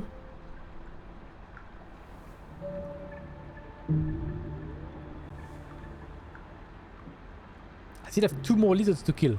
But I assume if I go back to the industrial complex and later the outskirts, I might find green lizards for sure. Green lizards, maybe red lizards. And they should count for the dragon tamer thing. My goal right now is to find new lizards to kill. In order to get... yeah, I think I have to go... If I remember correctly, I have to go up. Because down there was...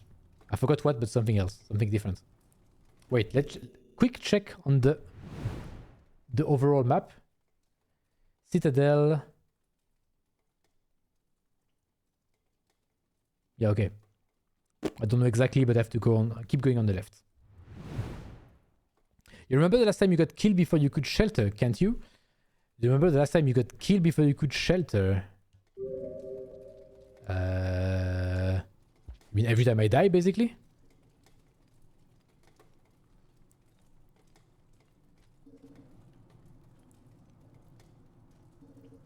Yeah. What about it? Just die and go back to the checkpoints.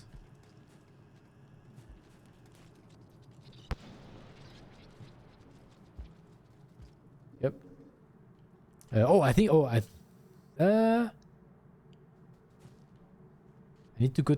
if I go here, will that bring me closer or further from the gates?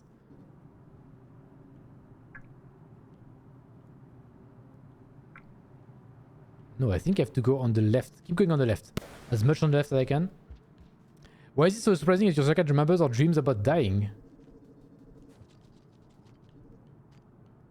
What do you mean? You mean that when I die, I don't actually die? Just that when you die and you go back to the checkpoint, but you don't actually remember about dying. You just die and you go back to the checkpoint because it's a video game, right? Ah, that's the way I recognize. Or you mean that death is canon, and when you die you actually revive? Does the game hint at that eventually? I never got that from the game. Never got that when you die you actually revive or somehow.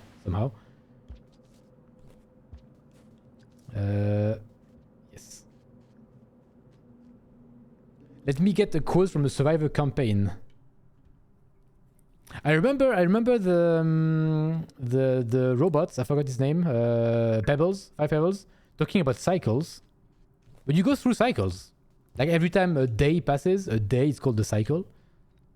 And he talks about the cycle of life and death. But I understood it as okay, you're in a cycle of like killing and eating and sleeping and repeating over and over.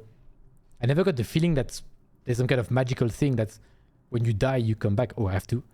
I can go through the gate, but I have to find food, I think. I can find food later.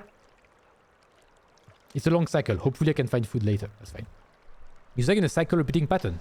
You want to weigh out. You know, it doesn't make you special. Every living thing shall the same for sure. Yeah, but I remember this quote.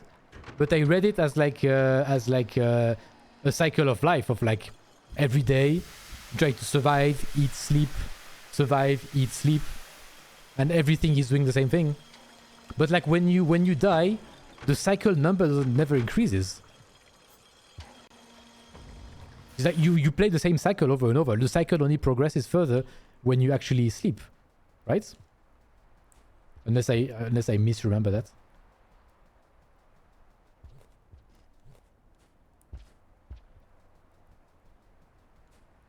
But you mean it's not very clear what the whole death thing is.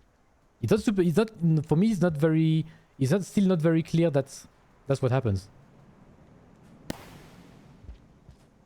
The question then becomes, why do you need to go to specific ending just to get survivor? Why wouldn't you just dying end the cycle? But for me, there was no cycle. For me, the cycle were the days you spent, and when you die, just go back to the checkpoint because it's a video game. And the cycle is just like, okay, stop the. And why does then the ending of Survivor is specific? Because it's a video game and you need an objective. I never thought further than that. Oh. Oh. Nice shots.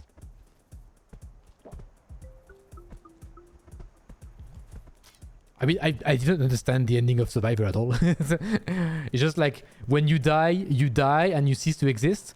And I understood that when you do a regular death in the game, you cease to exist. Like, you just die and cease to exist. You disappear.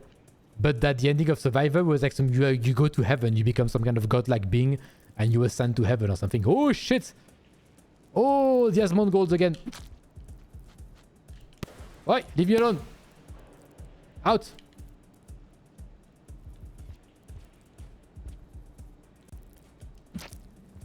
No, still not dead? God damn it, how strong is this? You dead now? I think it is. Eat. Very good. Maybe I can find the... You know what? Nah, I'll find a better shelter.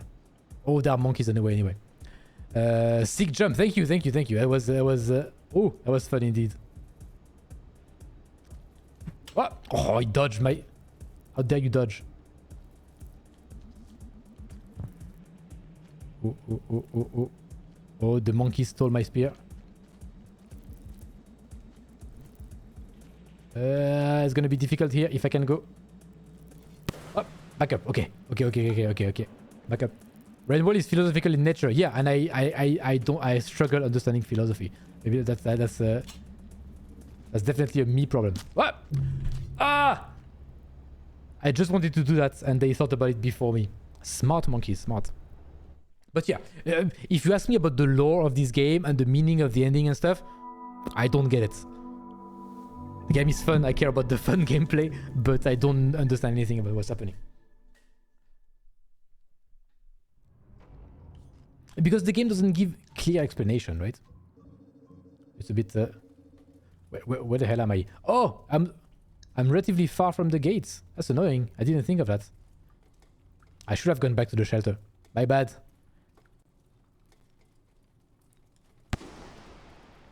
Is there a more definite written explanation at some point during one of the campaigns, or does it remain interpretative? What?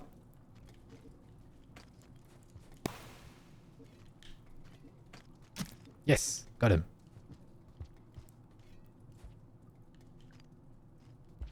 Eat that one.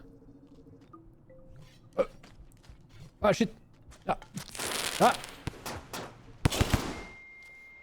Everything explodes. Up! Oh shit! Oh shit! Oh shit! Okay, I don't need to go. I don't need to fight them anymore. I got my food. It's okay. I leave you in peace. You are allowed to live. Okay. Yes. Okay. Oh, maybe you can look it up once you're done with all of the campaign, just to clarify what you experience. Yeah, maybe. Yes.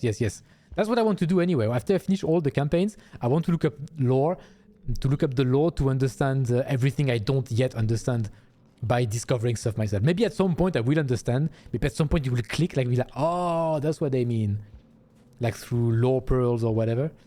But right now it's just eh. I just play. I love the gameplay so much. I just play, and if I figure out stuff on my own, okay. If I don't, then too bad. And after I finish the entire game with all of the campaigns, then I will look stuff up. Better that way. A lot of the lore is cryptic throughout, especially if you just go through the main stories. But there are ways to get more definite answers if you put the piece together. Right? Okay. Just that games that do that, lore-based games like Elden Ring, Souls games in general, Dark Souls, Elden Ring are very much like that. Games where it's about lore and they don't explain, they don't put stuff out plainly. I tend to not bother. Not that I don't care, it's just not super engaging to me to find the pieces to put together. That's why I love Outer Wilds so much. Because Outer Wilds, putting pieces together is the gameplay. Like the pieces and gameplay are linked together. Because here, so you know, you ever heard of the ludo-narrative dissonance? Have you ever heard of that term? In French, dissonance ludo-narrative, I guess. So it's when the ludo is the gameplay and narrative is the story. The dissonance is when the gameplay does not fit the story. Or like you can do something gameplay wise that don't fit lore wise. Most video games have that because it's a game after all. Not everything can be realistic, right? Like like if you for example, if you have a story in a video game, like typical example I hear is about Uncharted games. In Uncharted games, you kill hundreds of goons throughout the whole game. You kill hundreds of people, but then during story moment, when you are facing the big villain, the character is like, I'm not sure if we should kill him. We're not as bad as him. It would be as bad as him to kill him. You know, they think about, should we kill that bad guy? Whereas during the gameplay, you kill hundreds of people. That's a dissonance between the story, what the story tells you, and what you did during the game. Most games have that. That's fine. It's a video game. Who cares? But Outer Wilds is the opposite. Everything story-wise means something gameplay-wise, and conversely, you cannot have Outer Wilds cannot function with a different story. It would not work. Whereas a game like Uncharted, you can same gameplay, same levels, everything, but different story. You could make the same game with a different story. It would still work. A game like God of War, you could have the same gameplay, different story, it will still work. Outer Wilds, you cannot separate the story from the gameplay because they are linked together. And that's why I love it. And very, very few games do that. Rain World, you could have same gameplay, different lore, it would still work. You know? Or same lore, different gameplay, it would still work. Because there's no link between lore and lore gameplay. That's why I love Outer Wilds, because it does that so well. Same with another game that does that like Outer Wilds is Return of the Obra Dinn. That's the only other game I can think of where it's a detective story where you have to figure stuff out. And so the gameplay is to figure out the story, so it also links together. Honestly, Outer Wilds and Return of the Obra Dinn are the two games I can think of that do that, and it's some of my favorite games. It's so good. In this case, 95% of gameplay fits the story. It fits the story, but it could also, but it's not, they are not, in Rain World, they are not, like, you could have a different story, they can be disconnected, you know? Like the gameplay, the fact that you can jump around, the core gameplay, the fact that you jump around, survive, kill stuff, you could have that in like a fantasy world with a completely different story and it would still work. You know? Like they make it work together, they find links together, but they are not they are exclusive to each other. They can be separated and still work independently. Outer Wilds is not possible. If you want to have a different, let's see it that way. In Outer Wilds, if you want a different story in Outer Wilds, you will need to find different gameplay abilities, gameplay stuff. And if you want different gameplay in Outer Wilds, you have to motivate it through the story. It has to have an explanation in the story. Like you cannot separate the two as they exist.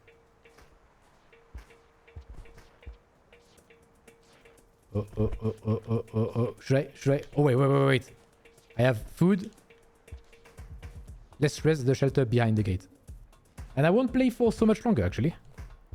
Let's try to do one more shelter after that. And I can call it a day. We'll chat again about it later. The game works with the story. But they're quite... I'm not saying they're not linked. They are very linked. But it can work without. That's what I mean. Exactly what I mean. But of course, we can always chat again about it. I'm always happy to talk about that. These are more like in-depth game analysis topics. I'm a big fan of that. Oh, you speak French. Do you know the podcast Fin du Game? I learned everything I learned about game design in general, game analysis, is from listening to that podcast. It's so good. It's so good. And a lot of my favorite games I discovered from this podcast. They talk about games that they analyze in depth a video game. They spoil everything about the game. It's not a spoiler-free thing. They spoil things about the game, but they analyze deeply a video game. And that's listening to that about games I didn't play myself. It made me think, oh, I'm interested to try. I discovered Outer Wilds, Hollow Knight, Celeste, The Witness, Return of the Obra Dinn. Many of my favorite games I discovered with this podcast. It's so good. What? Oh, shit. Need a weapon. I need a weapon. I'm not armed. Oh, I'm cornered. God damn it. Oh, weapon. Yes. Oh. Oh. Nice. Oh, ho, ho, ho. That was... Oh, he's not dead. He's not dead. He's alive. That was great. A great display of martial prowess. Oh, Jesus Christ. That was not a great display. I messed up. Okay. There's one more monkey to kill. Where is it? It left. I know about game analysis from YouTubers and from games and classes I took. Oh, nice. Oh yeah, of course. You study game development. Then you should listen. I definitely recommend try it out. Fin du Game. They're on Spotify and other podcast platforms. Check it out. And maybe at this point they have been doing it for 7 years, so they have like 150 episodes. Start with like an episode about a game you played and you liked. See if you like the podcast. It's super nice. I learned so much about it. And they are very interesting themselves. Ooh. They are very interesting to listen to. There are three people discussing it, but it's not a test of the game either. It's just really an in-depth review. They don't say, oh, the game is good or not to play, we recommend it, whatever. It's not a test. Oh! God damn it. It's really in-depth analysis. They analyze they start with the studio and the history of the studio, how the game got developed, basically. Like a good first half of each episode is how the game was developed. Like what is the history of the studio, who founded it, what were the reasons for the studio existing, what were the reasons for the game existing, and what are the implications of the game. They talk more about that than about the game itself. Like sometimes they barely speak about the game itself. They talk more about it's really talking about why the game exists, how did it come to exist, what does it say about the game industry, what does it say about game design, what does the game try to achieve, did it achieve what it wanted to achieve or did it fail, what impact does it have on the game industry and the general audiences in general, what new things it tries to do with the gameplay and stuff, how innovative it is or not, where it failed, all the lessons you can get out of it. It's super interesting. It's like the opposite of a test. Tests talk about, oh, graphics good or bad, gameplay good or bad. They don't talk about any of that. They don't talk about any of that. It's everything you don't hear in a test. Yes. Game Maker's Toolkit, Daryl Talk Game, Rasputin. Yeah, it's similar. It's more similar to Rasputin. I don't know all the others, but Rasputin is pretty similar. But this one is French. So let's go. Oh, then the French equivalent is Game Next Door. Game Next Door is made by the same people who do the podcast. And Game Next Door is basically Rasputin but in French. Rasputin, made by French people, is Game Next Door. Game Next Door is great to watch as well. Very interesting videos. And the same people made the podcast, which is more about specific video games. Because Rasputin is about game concepts in general. And the podcast Fin du Game is about specific video games. Anyway, I'm gonna stop the stream so we can always discuss about it later. Do check it out. It's worth checking out. Up. And I'm gonna go on my merry way. I'm gonna have dinner. Good progress. I still need to get lizards to kill to get a passage, but other than that, good progress. I successfully explored the waterfront facility, so I'm very happy about that. Dinner, yay! Bon appétit. Merci beaucoup, merci beaucoup. Tomorrow and Friday, another Crab's Treasure. Tomorrow there is a chance I might cancel the stream because I have some stuff in the morning and I don't know how far they will extend in the afternoon. So, tentative stream tomorrow, but there is a chance I might cancel it. So don't be surprised if I do. Let's raid someone, of course. Let's check out... I open my Google and I see the dicks again. Because we talked about dicks earlier. Out of context. You know what I mean if you were here. Lots of penises on my screen. Let's see. Who is live that we can raid now? Let me just check who else is playing Rainwall, if there is someone interesting to raid from Rainwall players. Let's check.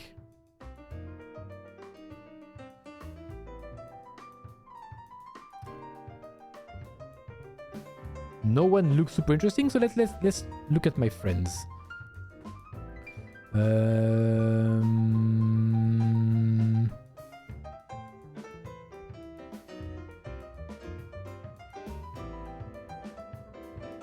Not so much interesting stuff there either, honestly.